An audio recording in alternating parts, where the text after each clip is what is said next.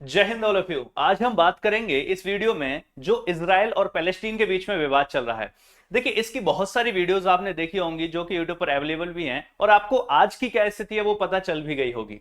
लेकिन यदि हम इसके इतिहास की बात करें, ये डिस्प्यूट क्यों शुरू होता है, इजराइल की उत्पत्ति कहां से हुई, इजराइल नाम कहां से आया, पैलेस्टीन कहां से शुरू हुआ, वेस्ट बैंक को वेस्ट बैंक क्यों कहते हैं, इस पूरी कहानी को यदि हम जानें तो आपको पता चलेगा यहां पर तीन समुदाय हैं जिनके बीच में ये डिस्प्यूट हमें देखने को मिलता है। बेसिकली वो कौन कौन से हो जाते हैं? एक तो हो जाते हैं ज्यूस पीपल जिनको हम यहूदी लोग कहते हैं, दूसरा हो जाते हैं क्रिश्चियंस जिनको हम ईसाई कहते हैं, और तीसरा हो जाते हैं मुस्लिम्स जिनको बेसिकली जो है आपका इस्लाम कहा जाता है, मुस्लिम्स या फिर उनको ही इस्लाम कहा जाता है। इन तीन लोगों के बीच का डिस्प्यूट है जो कि इस एरिया में आपको देखने को मिल जाता है। देखिए, ये हमारा जो इंडिया है, इंडिया से जब हम वेस्ट की तरफ देखेंगे तो ये अरेबियन पेनिनसुला हो जाता है, और अरेबियन पेनिनसुला के वेस्ट में बेसिकली, और ये आप कह सकते हैं वेस्ट नॉर्थ वेस्ट में, यहां पर देखने को मिलता है हमें इजराइल वाला पोर्शन। तो ये इजराइल की उत्पत्ति कहां से होती है, क्यों ये डिस्प्यूट हो रहा है, हमास अटैक क्या है, बेसिकली सारी चीजें हम एक एक करके देखेंगे। ये वीडियो थोड़ी सी लंबी होने वाली है, इस वजह से इस वीडियो के दो पार्ट्स आप लोगों को देखने को मिलेंगे। उनमें से पहला पार्ट ये है कि इनकी उत्पत्ति कहां से हुई, यहूदी धर्म कहां से आया, कैसे ये भारत बेसिकली जो है पूरी दुनिया में फैला, भारत में भी कुछ यहूदी लोग आए, और वो लोग कब आए, कैसे आए, उनके बारे में भी हम जानेंगे। क्रिश्चियन धर्म की उत्पत्ति कैसे हुई, इसके बारे में हम जानेंगे। इस्लाम धर्म की उत्पत्ति हुई कैसे हुई, इसके बारे में हम जानेंगे। तो तीनों धर्मों में क्या डिफरेंस है और यहां पर क्या लड़ाई है, ये विवाद क्या है एक्चुअल में, इसको हम जानेंगे। बाद में बात करेंगे हम हमास अटैक की या अदर चीजों की, ठीक है ना। तो देखिए जरा, ये इजराइल वाला जो पोर्शन है ये कुछ इस प्रकार से देखने को मिलता है। आज की कहानी की यदि हम बात करें इसमें से, हालांकि ये जो पैलेस्टीन वाला एरिया है और कम हो चुका है, वो आगे चल करके हम बात करने वाले हैं, लेकिन आपके एक बेसिक आइडिया के लिए, जिन्होंने पहले पढ़ा है या नहीं पढ़ा है कोई फर्क नहीं पड़ता, आज इस वीडियो को देखने के बाद में आपकी बहुत सारी चीजें क्लियर हो जाने वाली हैं। जिन्होंने पहले से भी पढ़ रखा है, आज उनके कई सारे जो मिसकंसेप्शन है या फिर कई सारी चीजें हैं वो भी क्लियर होने वाली हैं। ध्यान से देखिएगा जरा वीडियो को। ये जो ग्रीन वाला पोर्शन दिख रहा है ना, यहां पर मैं आपको डिटेल में बताऊंगा सब कुछ क्या है, अभी आप सुनिए जरा। ये जो ग्रीन वाला पोर्शन दिख रहा है इसको हम कहते हैं इजराइल, और ये वाला जो पोर्शन दिख रहा है, ये जो ऑरेंज कलर है, ये बेसिकली पैलेस्टीन वाला एरिया है। और पैलेस्टीन के भी दो पार्ट हो जाते हैं जिसको कहा जाता है गाजा स्ट्रिप और दूसरा कहा जाता है वेस्ट बैंक। गाजा स्ट्रिप और वेस्ट बैंक, और इन दोनों का ही यहां पर एक कॉमन जो है एरिया पड़ता है। सबसे बड़ी जो लड़ाई है वो इसी शहर को लेकर है जिसको यरूशलेम या जेरूशलेम कहा जाता है। क्या है इस शहर की लड़ाई, आगे चल के हम देखेंगे। देखिए, आजादी से पहले की बात करें, जब ये इजराइल आजाद हुआ या पैलेस्टीन आजाद हुआ, तो जैसे हमारा जो इंडिया है, इंडिया पर शासन कर रहे थे ब्रिटिशर्स, सेम उसी प्रकार यदि हम बात करें इस एरिया पर किसका शासन चल रहा था, तो वर्ल्ड वॉर 1 से वर्ल्ड वॉर 2 के बीच में इस एरिया पर भी शासन कौन कर रहे थे? ब्रिटिशर्स कर रहे थे। और जब इस एरिया पर भी शासन कर रहे थे तो इंडिया के भी ब्रिटिशर्स ने दो टुकड़े कर दिए, दैट इज इंडिया बना दिया और पाकिस्तान बना दिया। एक ईस्ट पाकिस्तान बना था, एक वेस्ट पाकिस्तान बना था। वो बात अलग है, आगे चल करके जो ईस्ट पाकिस्तान है 1971 में, वही ईस्ट पाकिस्तान आगे चल करके बांग्लादेश बन गया। तो ये तो रही इंडिया की कहानी। तो जैसे ब्रिटिशर्स ने इंडिया के दो टुकड़े किए, कुछ उसी प्रकार से ब्रिटिशर्स ने इस एरिया के भी दो टुकड़े कर दिए। एक यहूदी लोगों के लिए हो गया जिसको इजराइल कहा गया, जिसे ज्यूस पीपल के लिए क्या बना? इजराइल बना। और दूसरा जो बना वो बना बेसिकली अरब लोगों के लिए, जिसे पैलेस्टीन कहा गया। हालांकि वो एक बड़ा डिस्प्यूट है, आगे चल के आपको समझ में आएगा कि पैलेस्टीन क्यों नहीं बना, वेस्ट बैंक क्यों बना, इस वेस्ट बैंक को वेस्ट बैंक क्यों कहा जाता है, सारी कहानी हम आगे चल के समझेंगे। लेकिन इंडिया के जैसे दो टुकड़े हुए ब्रिटिशर्स के जाने के बाद, सेम वैसे ही इजराइल में भी यहां पर, या फिर इस एरिया की बात करें तो इस एरिया के भी दो टुकड़े हुए ब्रिटिशर्स के जाने के बाद। हमारा भारत बना 1947 में, और ये वाले जो टुकड़े हुए ये हुए 1948 में, जिसमें वेस्ट बैंक और गाजा स्ट्रिप एक देश बन गया और इजराइल वाला दूसरा देश बन गया। यदि हम इसकी कहानी की बात करें तो ये बेसिकली यहां पर आपको देखने को मिल जाता है। ये इजराइल वाला एरिया है, मैप पर यदि आप देखोगे, और इजराइल के साइड में कौन कौन से कंट्रीज पड़ते हैं तो आप देख लीजिए जरा, आगे चल करके इनका काफी काम आने वाला है। तो एक तो इधर पड़ता है इजिप्ट, इस साइड में पड़ता है ये मेडिटेरेनियन सी, इस साइड में ये जो पड़ता है इसे जॉर्डन कहते हैं, नीचे की साइड में पड़ता है सऊदी अरेबिया, अरेबियन पेनिनसुला का सऊदी अरेबिया, नीचे यमन ओमान पड़ते हैं, यूएई पड़ता है। इस साइड में बात करें तो ये इराक पड़ता है, हालांकि दूर है इससे, और ये पड़ता है सीरिया, और सीरिया के ऊपर की साइड में बात करें, ये बिल्कुल इजराइल के जस्ट ऊपर जो पड़ता है वो पड़ता है लेबनान। ये कुछ इसकी लोकेशन की बात हो गई, जिसको आप यहां पर देख सकते हैं कि गाजा स्ट्रिप हो गई, ये हो गया वेस्ट बैंक, ये हो गया पीला वाला जो है इजराइल, यहां पर ये वाला जो एरिया है ये हो गया जेरूसलम। तो मैंने बताया ये जो डिस्प्यूट है वो बेसिकली तीन धर्मों के बीच में हमें देखने को मिलेगा। वो तीन धर्म कौन से हो जाएंगे देखना जरा। एक तो हो जाएंगे ज्यूस पीपल, ज्यूस मतलब यहूदी, आपने सुना होगा यहूदी लोगों को ही ज्यू पीपल कहा जाता है। तो ज्यूस की बात जो हो रही है यहूदी लोग। क्रिश्चियन लोगों की बात करें जो ईसाई लोग हैं उन्हीं की हम बात कर रहे हैं, क्रिश्चियंस की। जो ब्रिटिशर्स भारत में आए थे वो क्या थे, क्रिश्चियंस ही तो थे। तो ईसाई लोगों की बात हो रही है। और तीसरा इस्लाम मतलब मुस्लिम लोगों की बात हो रही है। तो ये तीनों लोगों से रिलेटेड हो जाता है, तीनों धर्म के लोगों से रिलेटेड यहां पर डिस्प्यूट है। क्या डिस्प्यूट है आइए हम बात करते हैं। पहले हम थोड़ी थोड़ी सी इन धर्मों की बात कर लेते हैं। यदि ज्यू पीपल की बात करें, यहूदी लोगों की बात करें, तो यहूदी लोगों के भगवान किन्हें कहा जाता है। यहूदी लोग जो अपना भगवान मानते हैं वो मानते हैं यहावे को। किसको माना जाता है, यहावे को। यहूदी लोग यहावे को अपना भगवान मानते हैं। क्रिश्चियंस के लिए जो होता है बेसिकली वो गॉड हो जाते हैं। और मुस्लिम्स के लिए जो हो जाता है भगवान वो कौन हो जाते हैं, अल्लाह या फिर जो है खुदा, अल्लाह या फिर खुदा।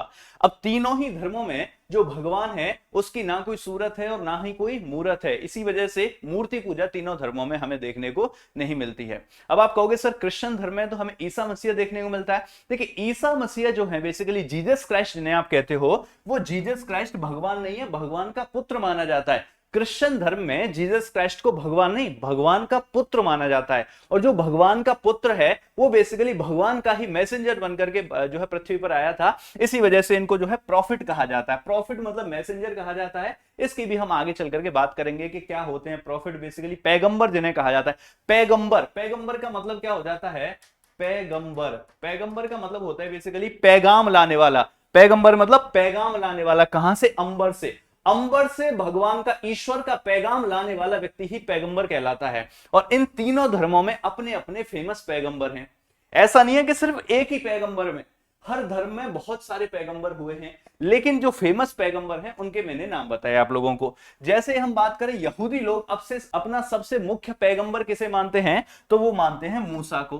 प्रॉफिट जिन्हें कहा जाता है, तो सबसे मुख्य प्रॉफिट यहूदी धर्म में हो जाता है मूसा। यदि हम बात करें क्रिश्चियन धर्म में सबसे मुख्य प्रॉफिट कौन हो जाएगा, तो वो हो जाते हैं जीसस क्राइस्ट जिनकी हम बात करते हैं। और तीसरा इस्लाम में सबसे मुख्य पैगंबर या फिर आखिरी पैगंबर किसे कहा जाता है, पैगंबर मोहम्मद साहिब को कहा जाता है। ये तीनों धर्मों के मुख्य पैगंबर हो गए। यदि बात करें तीनों धर्मों में जो मुख्य किताबें हैं वो कौन सी हो जाती हैं, तो यहूदी धर्म में जो मुख्य किताब है उसे बोलते हैं ओल्ड टेस्टामेंट। क्या बोलते हैं, ओल्ड टेस्टामेंट। अपने आप में ये 24 बुक्स हैं। क्या हैं, 24 बुक्स का जो ग्रुप है इसी को बेसिकली ओल्ड टेस्टामेंट कहा जाता है। यहूदी धर्म की पवित्र किताब जिन्हें कहा जाता है बेसिकली। और ये कौन सी लैंग्वेज में आपको देखने को मिलेंगी, ये मिलेंगी आपका हिब्रू लैंग्वेज में। वीडियो हल्की सी बड़ी होने वाली है, लेकिन पेशेंस के साथ यदि आप इसको देखोगे तो आपको बहुत सारी चीजें यहां पर समझ में आने वाली हैं। तो ये जो यहावे भगवान है ज्यूस पीपल के, यहूदी लोगों के, इन्हीं की पवित्र बुक कौन सी हो जाती है, 24 किताबें। 24 किताबों का जो ग्रुप है उनको टनक कहा जाता है या ओल्ड टेस्टामेंट कहा जाता है। टनक उनको एक्चुअल में जो ग्रुप है वो टनक कहलाता है, और जो कि हिब्रू लैंग्वेज में हमें देखने को मिलती है। यदि हम बात करें क्रिश्चियंस की, तो क्रिश्चियंस की जो पवित्र किताब है वो कौन सी हो जाती है, बाइबल हो जाती है, जिसे क्या कहते हैं, न्यू टेस्टामेंट। तो ये ओल्ड टेस्टामेंट्स को भी मानते हैं और न्यू टेस्टामेंट भी हो जाते हैं। और इनकी जो लैंग्वेज होती है वो कौन सी हो जाती है, एक तो आपको पता है हिब्रू ही हो जाएगी और दूसरी यहां पर हो जाती है ग्रीक। और तीसरी यदि हम बात करें मुस्लिम्स की पवित्र किताब, तो मुस्लिम्स की पवित्र किताब आप सब लोग जानते हो जिसे हम कुरान बोलते हैं, या फिर तोराह को भी पवित्र किताब माना जाता है, जो कि ओल्ड टेस्टामेंट को ये भी पवित्र मानते हैं। आगे चल करके सब कुछ आपको समझ में आएगा। तो फिलहाल के लिए आप ऐसा मान लीजिए जो कुरान है वही पवित्र किताब हो जाती है। यदि इन किताबों की लैंग्वेजेस की बात की जाए तो यहां पर आपको कौन सी दिखी थी, हिब्रू लैंग्वेज। यहां पर दिखी थी हिब्रू प्लस ग्रीक, तो यहां पर दिखेगी आपको हिब्रू भी, ग्रीक भी, और आपका तीसरी अरब लैंग्वेज। ठीक है ना। तो मुस्लिम्स जो है अरब कंट्रीज में खास करके फैले हुए थे, वहीं से इनकी उत्पत्ति होती है, तो अरब लैंग्वेज यहां पर देखने को मिल जाती है। ये हुआ हल्का सा बेसिक डिफरेंस जो कि आपको लगभग पता था। एक आधा चीज हो सकता है नहीं पता हो, लेकिन इनमें से ज्यादातर चीजें आप लोगों को पता थी। अब हम यहां से आगे की बात करते हैं। आइए जरा हल्का सा इजराइल पर नजर डालते हैं।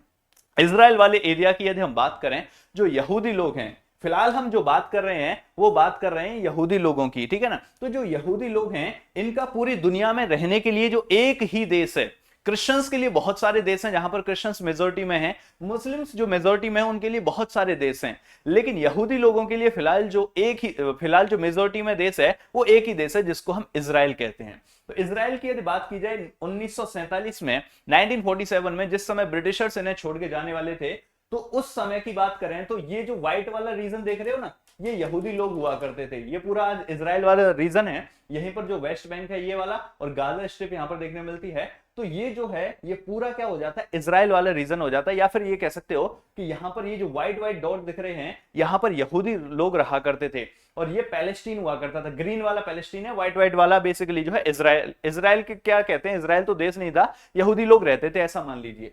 इसके बाद क्या हो जाता है, बेसिकली ब्रिटिशर्स छोड़ के गए, यूएन के द्वारा पार्टीशन किया जाता है, वो बाद की कहानी है, अभी मैं सिर्फ ओवरव्यू दे रहा हूं, डिटेल में इसको पढ़ाने वाला हूं मैं आपको, ठीक है। जब यूएन के द्वारा ब्रिटिशर्स इसको छोड़ के जाते हैं और यूएन पार्टीशन करता है, तो यूएन जब पार्टीशन करता है तो व्हाइट वाले ये जो डॉट्स हुआ करते थे, यहां यहूदी लोग रहते थे। लेकिन यूएन ने जब पार्टीशन किया तो इन डॉट्स को एक तो कनेक्ट कर दिया, तो ये वाला एरिया यहूदियों के लिए दे दिया।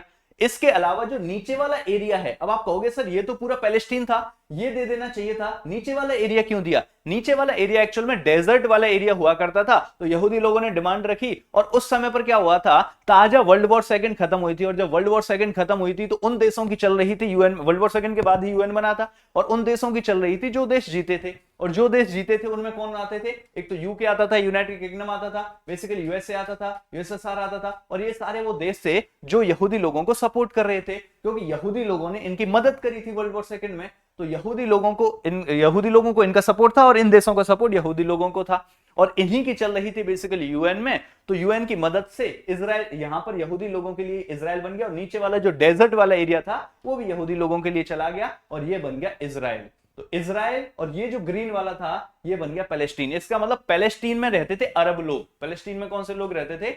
अरब लोग रहते थे। तो अरब लोगों का जो एरिया था वो 1948 में छोटा हो गया, जो पार्टीशन प्लान था बेसिकली, और जो यहूदी लोगों का एरिया था वो हो गया बड़ा।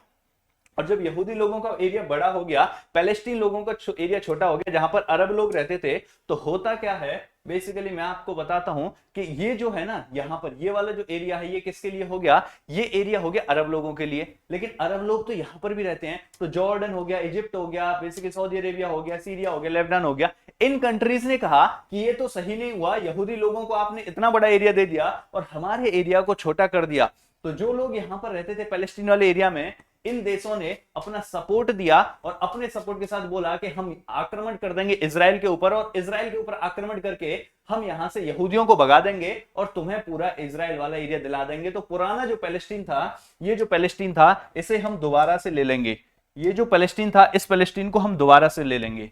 तो ये पैलेस्टीन है। इसके साथ में कौन कौन आ गए, इसके साथ में आ गए बेसिकली यहां पर आपका जॉर्डन आ गया, इजिप्ट आ गया, सीरिया आ गया, लेबनान आ गया। इन्होंने कहा हम तुम्हारी मदद करेंगे और इजराइल के ऊपर अटैक करेंगे, और इजराइल के ऊपर अटैक करने के बाद में हम तुम्हें ये एरिया वापस दिला देंगे। और इन सब ने किया भी कुछ वैसा ही, इन सभी देशों ने मिलकर के इजराइल के ऊपर अटैक कर दिया। बट इजराइल को यूएस का सपोर्ट था, और इजरायली लोगों को मैंने बताया ना, इजराइल में कौन से लोग रहते हैं, यहूदी लोग। और यहूदी लोगों के लिए पूरी दुनिया में सिर्फ एक ही देश है जिसे इजराइल बोलते हैं।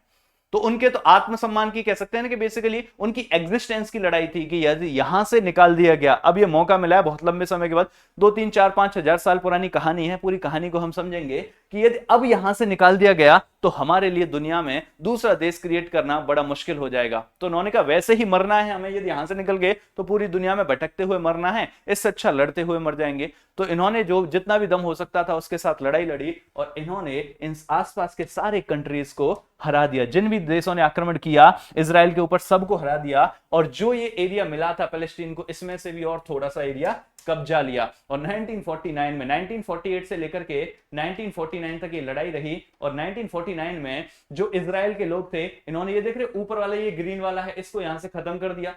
इसमें ये जो गाजा स्ट्रिप है सिर्फ इसको छोड़ा, नीचे वाले एरिया को भी कब्जा लिया, और इस पैलेस्टीन वाले एरिया में यहां तक घुस गए जहां तक पड़ता है ये जेरूसलम। तो ये जेरूसलम तक घुस गए, और ये एरिया हो गया आपका इजराइल के लोगों का, और इजराइल का एरिया और ज्यादा बड़ा हो गया। और जब इजराइल का एरिया और ज्यादा बड़ा हो गया, ये रहा 1949 से लेकर के 1967 तक, और 1967 में एक और फिर से अटैक किया, बाकी जॉर्डन और इन कंट्रीज ने मिलकर के, नियर बाई कंट्रीज ने। लेकिन इजराइल कहां रुकने वाला था, इजराइल ने तो फिर से इनको लपेट दिया, और लपेट करके जो ये ग्रीन एरिया था इसके अंदर भी घुसे चले गए, और इसके अंदर भी जाकर के अपनी कॉलोनीज बना ली। और आज पैलेस्टीन लोगों के पास में सिर्फ कितना एरिया बचा है, ये जो ग्रीन डॉट देख रहे हो और ये वाला जो देख रहे हो, ये वाला जो है यही कहलाता है गाजा स्ट्रिप।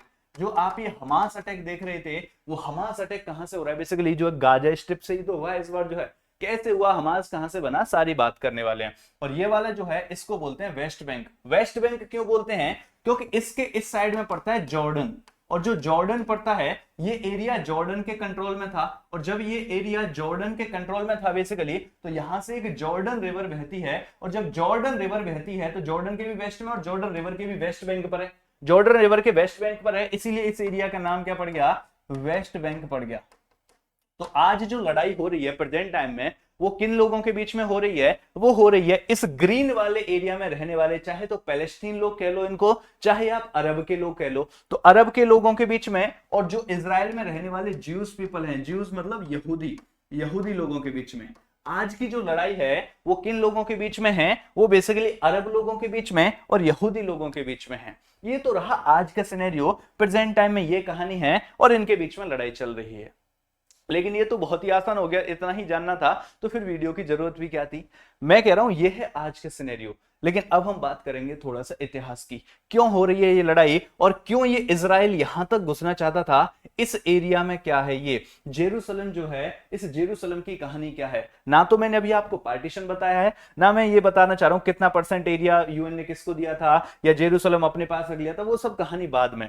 सबसे पहले जो हम समझेंगे वो समझेंगे इस जेरूसलम की इंपॉर्टेंस क्या है। इस जेरूसलम में ऐसा क्या है कि क्रिश्चियन लोग भी यहां पर लड़ने के लिए तैयार हैं, मुस्लिम लोग भी यहां पर लड़ने के लिए तैयार हैं, और आपका जो है यहूदी लोग भी इसके लिए मरने के लिए तैयार हैं। ऐसा क्या है इस जेरूसलम में? आइए इस जेरूसलम की कहानी को थोड़ा सा समझते हैं। देखिएगा जरा, जेरूसलम की यदि हम बात करें तो ये है जेरूसलम।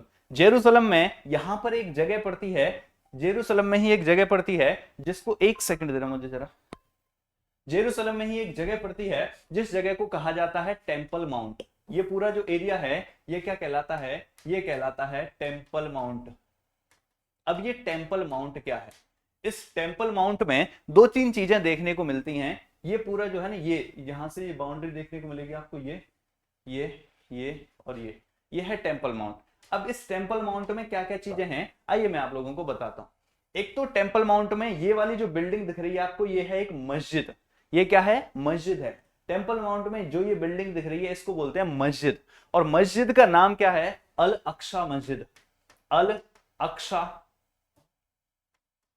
मॉस्क, अल अक्सा मॉस्क हो जाता है ये। दूसरी बात यदि बात करें तो ये जो है ना, ये जो गोल गोल गोल दिख रहा है आपको, है ना, पीला पीला सा गोल गोल, और इसके नीचे वाली ये जो बिल्डिंग है इसको कहा जाता है Dome of the Rock, Dome of the Rock. और तीसरा जो आपको दिख रहा है ये, इसके नीचे ये छोटी वाली बिल्डिंग, इसी का बिल्कुल प्रोटोटाइप है जो ये दिख रहा है, इसको कहा जाता है डोम ऑफ द चेन। क्या कहा जाता है? Dome of the chain. अब ये तीन चार चीजें हैं डोम ऑफ द चेन। और यहीं पर एक बिल्डिंग और है, एक बिल्डिंग का बेसिकली ये वॉल है, इस वॉल को कहा जाता है वेस्टर्न वॉल। इसको क्या कहा जाता है? Western wall. अब इन तीन चार चीजों को लेकर के लड़ाई है। वो तीन चार चीजों को लेकर के लड़ाई क्या है, कहानी को सुनते हैं। तो हमने क्या देखा, जो इजराइल है और जो पैलेस्टीन है, इन दोनों के यहीं पर सेंटर में सिटी अब तो बेसिकली इजराइल के कब्जे में है।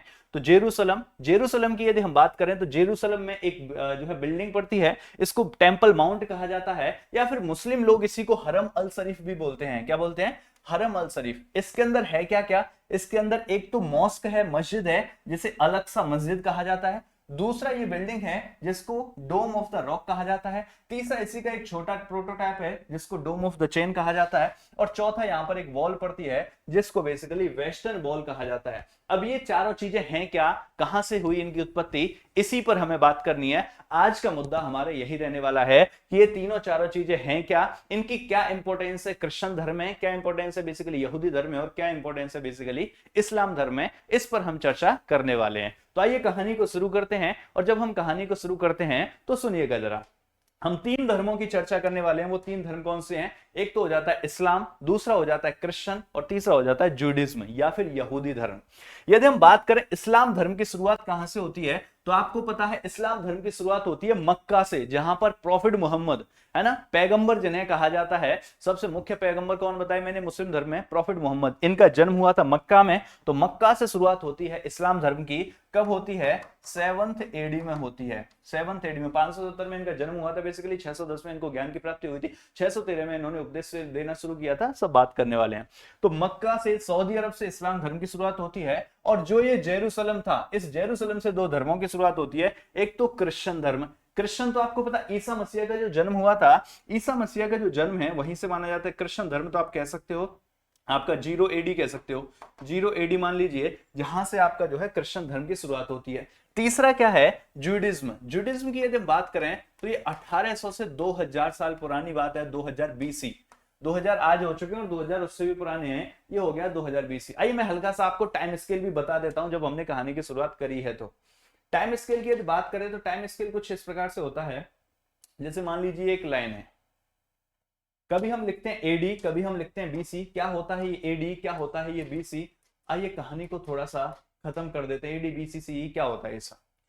जैसे आज हमारा 2023 चल रहा है, आज हमारा 2023 चल रहा है, जो आज 2023 है कभी ना कभी वो 2020 भी रहा होगा, और जो 2020 है कभी ना कभी वो 2000 भी रहा होगा, और जो कभी ना कभी 2000 है वो 1000 भी रहा होगा, और जो कभी 1000 था वो कभी 0 भी रहा होगा। और जिस समय 0 था उसी समय हुआ था birth of Jesus Christ, birth of Jesus Christ. Jesus कौन है? जीसस क्राइस्ट क्रिश्चियन धर्म के संस्थापक जिन्हें कहा जाता है, ईसा मसीह जिन्हें कहा जाता है। तो जिस समय ईसा मसीह का जन्म हुआ था उसी को 0 माना गया, और उसके बाद में ये आपका तिथि काउंट होने लगी। तो आज 2023 जो है, ईसा मसीह के जन्म को 2023 साल हो चुके हैं, और इसी को एडी कहा जाता है। एडी का मतलब होता है एनो डोमिनी। क्या मतलब होता है? एनो डोमिनी। एनो डोमिनी मतलब in the year of God. In the year of God का मतलब है भगवान का जन्म हो चुका है और हम अब उसकी छत्र छाया में हैं, एडी कहा गया। और जिस समय जीसस क्राइस्ट का जन्म हुआ था, क्या उससे पहले दुनिया नहीं थी? बिल्कुल थी। तो जीसस क्राइस्ट से मैंने 100 लिखा तो इसका मतलब जीसस क्राइस्ट के जन्म से 100 साल पहले। यदि मैंने 500 लिख दिया इसका मतलब जीसस क्राइस्ट के जन्म से 500 साल पहले। और जब मैं लिखता हूं यहां पर 2000, इसका मतलब है जीसस क्राइस्ट के जन्म से 2000 साल पहले। इसी को बीसी कहा गया। बीसी का मतलब होता है बिफोर क्राइस्ट, ईसा मसीह के जन्म से इतने साल पहले। जैसे 10 बीसी लिख दिया तो जीसस क्राइस्ट के जन्म से 10 साल पहले की बात है। तो मैं आपसे जो कह रहा हूं वो ये कह रहा हूं कि यहूदी धर्म की शुरुआत हो रही है लगभग 1800 बीसी में। इसका मतलब यहूदी धर्म की शुरुआत हो रही है यहां पर, सबसे पुराना धर्म हो गया। मैं बात कर रहा हूं क्रिश्चियन धर्म की 0 में, तो क्रिश्चियन धर्म की शुरुआत यहां पर हो रही है जो कि यहूदी धर्म के बाद में आया। और तीसरा मैं बात कर रहा हूं बेसिकली इस्लाम धर्म की, और इस्लाम धर्म की शुरुआत हो रही है यहां पर लगभग कब? 7th एडी में। और जब 7th एडी में शुरुआत हो रही है तो यहां पर कहा जाएगा कि ये सबसे बाद में आया। तो सबसे बाद में आने वाला धर्म कौन सा हो गया? इस्लाम।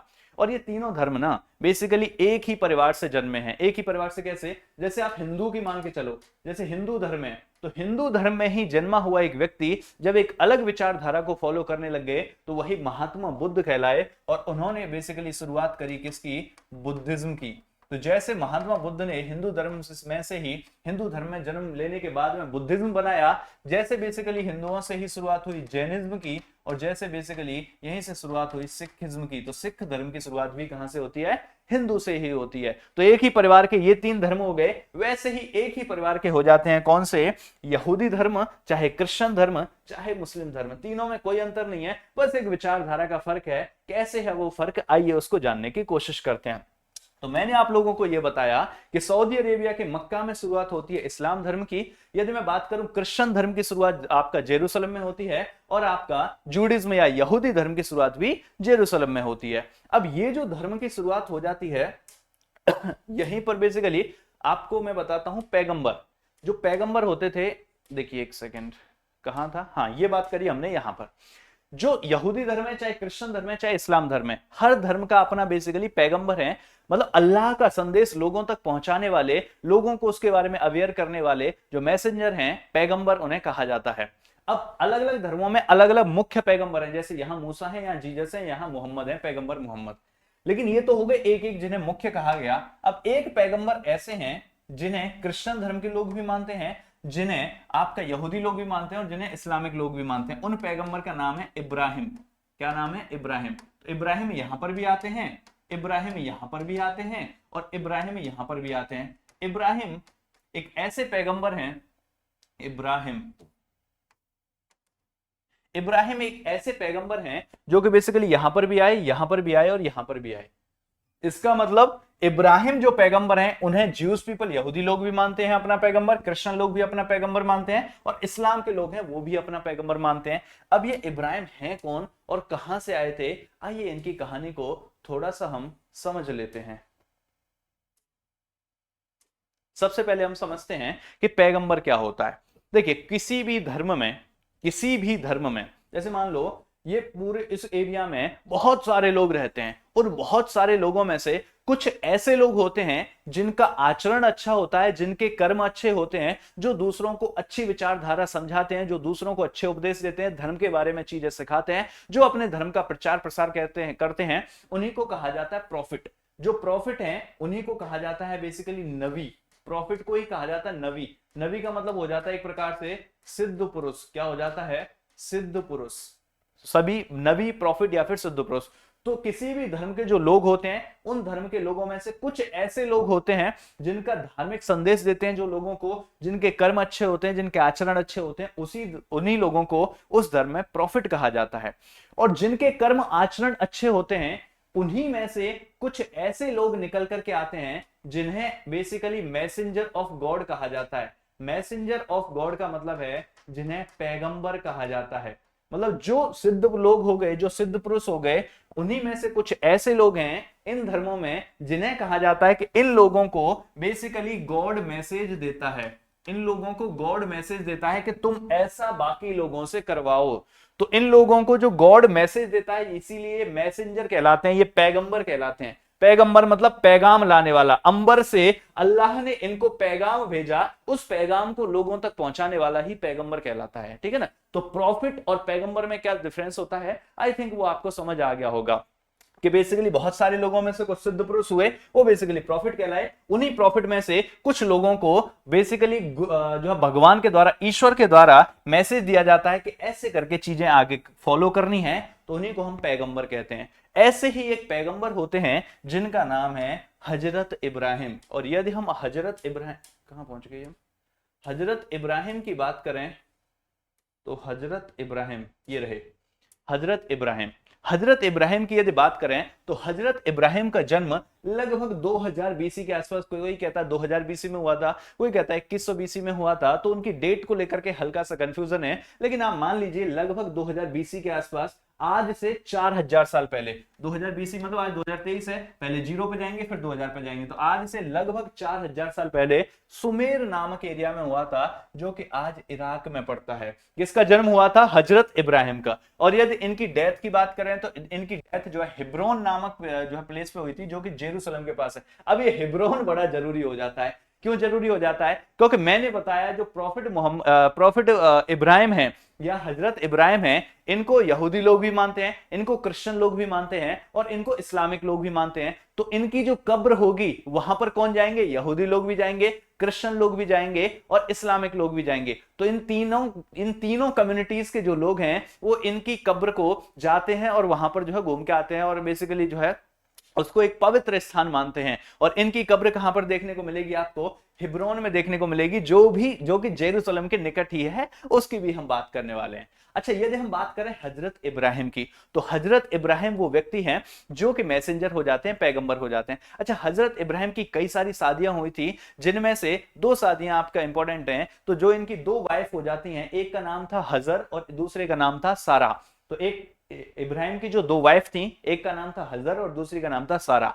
हजर से जो पुत्र पैदा हुआ उसी का नाम है इस्माइल। क्या नाम है? इस्माइल। और जो सारा से पुत्र पैदा हुआ इसका नाम है इशाक। क्या नाम है? इशाक। तो ये जो इस्माइल है, इसी के आगे चल करके जो इसके वंश बढ़ते जाएंगे, उसी में जाकर के प्रॉफिट मोहम्मद का जन्म होगा। तो वो इस्लाम धर्म से कैसे रिलेटेड हो जाएगा, आपको पता चल गया। दूसरी तरफ क्या है, जो सारा है, सारा का ही जो पुत्र है वो है इशाक। तो प्रॉफिट मोहम्मद के 2 पुत्र बड़े इंपॉर्टेंट हैं, इन दोनों की कहानी हम लोगों को पढ़नी है। चलिए शुरुआत करते हैं। पहले हम बात करेंगे हजर की। यदि हम हजर की बात करें तो हजर का पुत्र कौन था? हजर का पुत्र था बेसिकली जो है इस्माइल। तो हजर की और इस्माइल की बात करेंगे। अच्छा, हजर की और इस्माइल की बात करने से पहले मैं मुस्लिम लोगों के दो पवित्र स्थानों की बात करूंगा। वो कौन से हो जाते हैं आप बताना जरा। मक्का और मदीना। जिनमें से जो मक्का है, आपको पता है मुस्लिम धर्म में यह चीज जरूर मानी जाती है कि एक सच्चा मुसलमान अपने जीवन में कम से कम एक बार हज की यात्रा पर जाएगा। और हज की यात्रा ही क्या होती है? मक्का और मदीना की जो यात्रा है उसी को बेसिकली हज की यात्रा बोला जाता है। और मक्का और मदीना की यात्रा है क्या?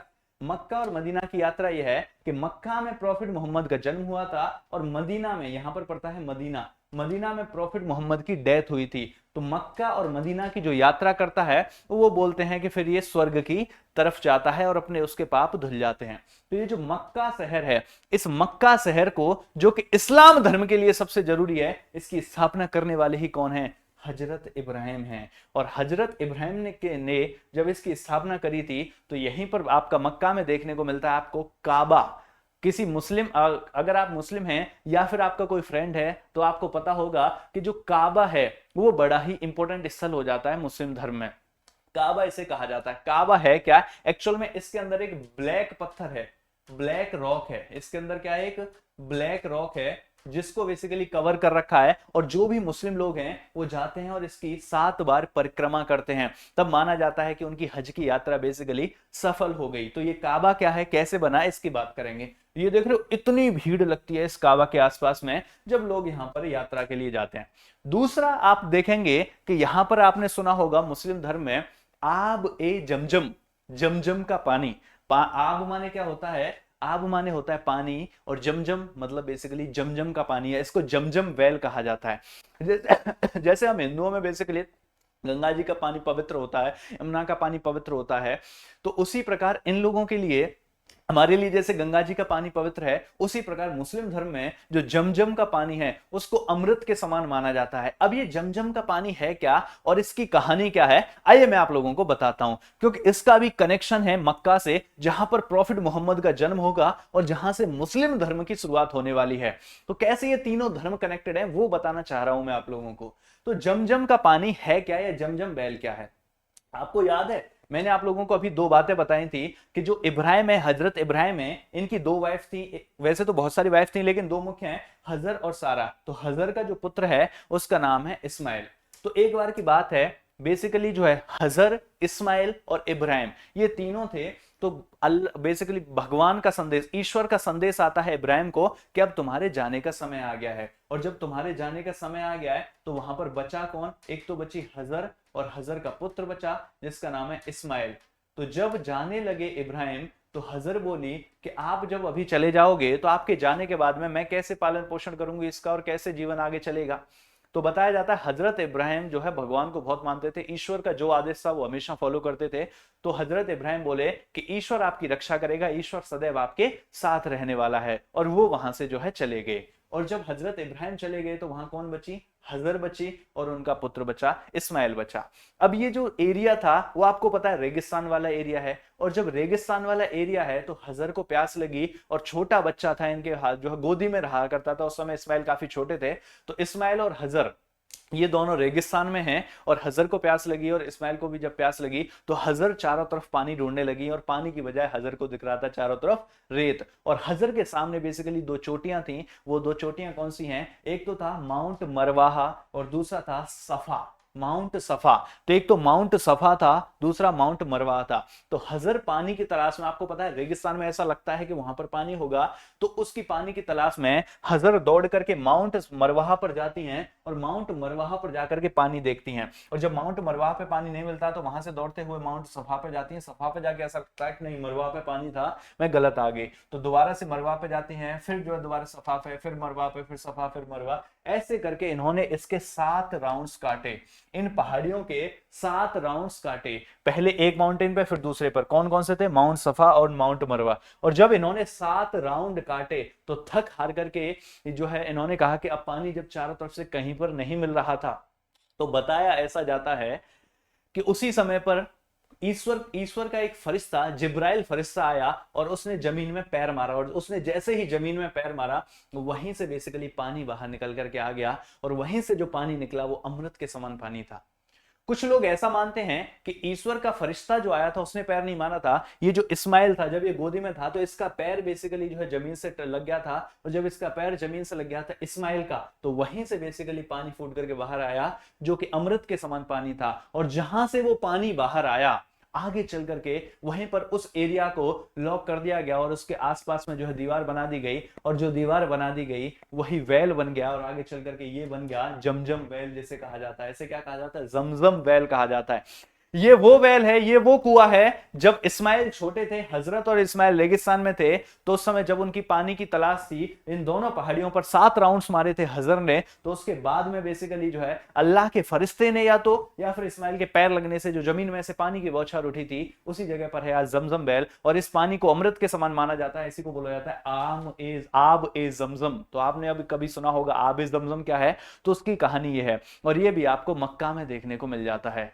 तो आब ए जमजम हो गया। अच्छा, दूसरी तरफ ये दोनों जो माउंटेन्स थे, इन दोनों माउंटेन्स को भी अब तो कवर कर दिया गया है। जो यहाँ पर यात्रा के लिए जाते हैं, माउंटेन्स पर भी जाते हैं, आपने देखा ही होगा इस कदर ये भीड़ लगती है। सफा स्टार्ट हो जाता है, सफा माउंटेन है बेसिकली जो है ये वाला जो है, और ये आपको देखते हैं माउंट मरवाहा है, इस पर जाकर के लोग बैठते हैं, प्रे करते हैं, जो है अपना भगवान को याद करते हैं, ठीक है ना। अच्छा, इन दोनों में जाने के लिए जो है इतना बड़ा पैसेज बना दिया गया, यहाँ से लोग देख रहे हो एक माउंटेन से दूसरे की तरफ जाते हैं, दूसरे से तीसरे की तरफ जाते हैं, क्योंकि 7 बार यहाँ पर जो है हजर गई थी, इस वजह से लोग यहाँ से एक से दूसरे माउंटेन पर जाते हैं, और यहाँ की इस यात्रा को भी बेसिकली अपनी यात्रा में इंक्लूड करते हैं जब भी लोग बेसिकली हज की यात्रा पर जाते हैं। तो ये कहानी थी आब ए जमजम की, और सफा माउंटेन की, और मरमाहा माउंटेन की, जो कि किससे रिलेटेड है? इब्राहिम के 2 वाइफ हुआ करती थी, उनमें से जो हजर थी, हजर और उनके पुत्र से रिलेटेड है। तो जो आब ए जमजम है मुस्लिम धर्म में, वो कैसे हजरत इब्राहिम से रिलेटेड है, समझ आया? क्योंकि सफा और बेसिकली इस्माइल की कहानी हो जाती है। दूसरा आपको बताता हूं काबा। अब इस काबा की यदि बात करें, ये भी मक्का में, और मक्का शहर की स्थापना ही किसने करी थी? हजरत जो है इब्राहिम के द्वारा की गई थी। अब ये है क्या? यहां पर जो ब्लैक रॉक है, ऐसा माना जाता है कि इसके बीच में रखा हुआ जो पत्थर है वो स्वर्ग से आया था। इसके बीच में जो रखा हुआ पत्थर है वो कहां से आया था? वो पत्थर आया था स्वर्ग से, तो उसे स्वर्ग का पत्थर कहा जाता है। कुछ लोगों का ऐसा मानना है कि वो स्पेस से गिर गया था, और स्पेस से गिरने के बाद में बेसिकली जो है तो वो अलग तरीके से दिखता है पृथ्वी से, तो स्पेस से आया था। लेकिन कुछ लोग ऐसा मानना है मुस्लिम धर्म में कि ये स्वर्ग से आया हुआ पत्थर है, इसी के चारों तरफ फिर ये जो दीवार बना दी गई, और इसी को कहा जाता है काबा, और इसकी भीड़ तो आप देख ही सकते हो इस कदर मानी जाती है। तो मुस्लिम्स के 2 पवित्र स्थल, मुस्लिम्स के बेसिकली जो है पवित्र स्थल मक्का और मदीना, उनमें से भी जो जगह पड़ती हैं काबा, काबा जो इतनी इंपॉर्टेंट जगह है, उसका कैसे कनेक्शन हजरत इब्राहिम से है, जो कि बेसिकली प्रॉफिट हो जाते हैं तीनों धर्मों के, यहूदी लोगों के भी, क्रिश्चियंस के भी, और आपका इस्लाम के भी। समझ आया आप लोगों को? यदि हम हजरत इब्राहिम की कहानी से थोड़ा सा आगे चलें तो आपको पता चला कि हजरत इब्राहिम के 2 पुत्र थे। कौन कौन से थे? एक तो हो गए इस्माइल, एक तो कौन हो गए बेसिकली? इस्माइल। इस्माइल के बाद में दूसरे जो पुत्र थे, इनका नाम था इशाक या फिर इशाक। इशाक कहा जाता है क्रिश्चियन लोगों के द्वारा, और इशाक कहा जाता है बेसिकली मुस्लिम लोगों के द्वारा। यदि बात करें तो इन्हीं का एक पुत्र हुआ जिसे कहा गया जैकोब, या फिर इन्हीं का नाम था याकूब, और इन्हीं को याकूब या जो जैकोब है, इसी का नाम था इजराइल। और इजराइल का मतलब क्या होता है? मीन्स टू रूल, शासन करना। तो यहां से निकल के आया ये इजराइल। इजराइल वर्ड कहां से आया? इजराइल किसके पुत्र थे? इजराइल पुत्र थे इशाक के, और इशाक किसके पुत्र थे? इशाक पुत्र थे हजरत इब्राहिम के। और हजरत इब्राहिम कौन है? तीनों धर्मों के जो प्रॉफिट माना जाता है, तीनों धर्मों में जिन्हें महान माना जाता है। अच्छा, जो याकूब थे या जो इजराइल थे, इजराइल के फिर 12 पुत्र हुए। कितने पुत्र हुए? 12 पुत्र हुए। और 12 पुत्रों के नाम पर इस इजराइल वाले एरिया में 12 ट्राइब्स बस गई। और जब वो 12 ट्राइब्स बस गई, उन्हीं ट्राइब्स में से एक ट्राइब हुआ करती थी जिसका नाम था यहूदा या फिर जूडा। क्या नाम था? यहूदा या फिर जूडा। और जो जूडा है, यहीं से बना ज्यू। तो जो ज्यू लोग हैं, यहूदी लोग हैं, वो कहां से निकल करके आए? वो कहां से निकल करके आए? जो यहूदा था, यहीं से बने यहूदी या फिर ज्यू पीपल, और इन्हीं को फॉलो करने वाले इसी ट्राइब से जो निकल करके आए, उन्हें यहूदी लोग कहा गया या फिर ज्यू पीपल कहा गया।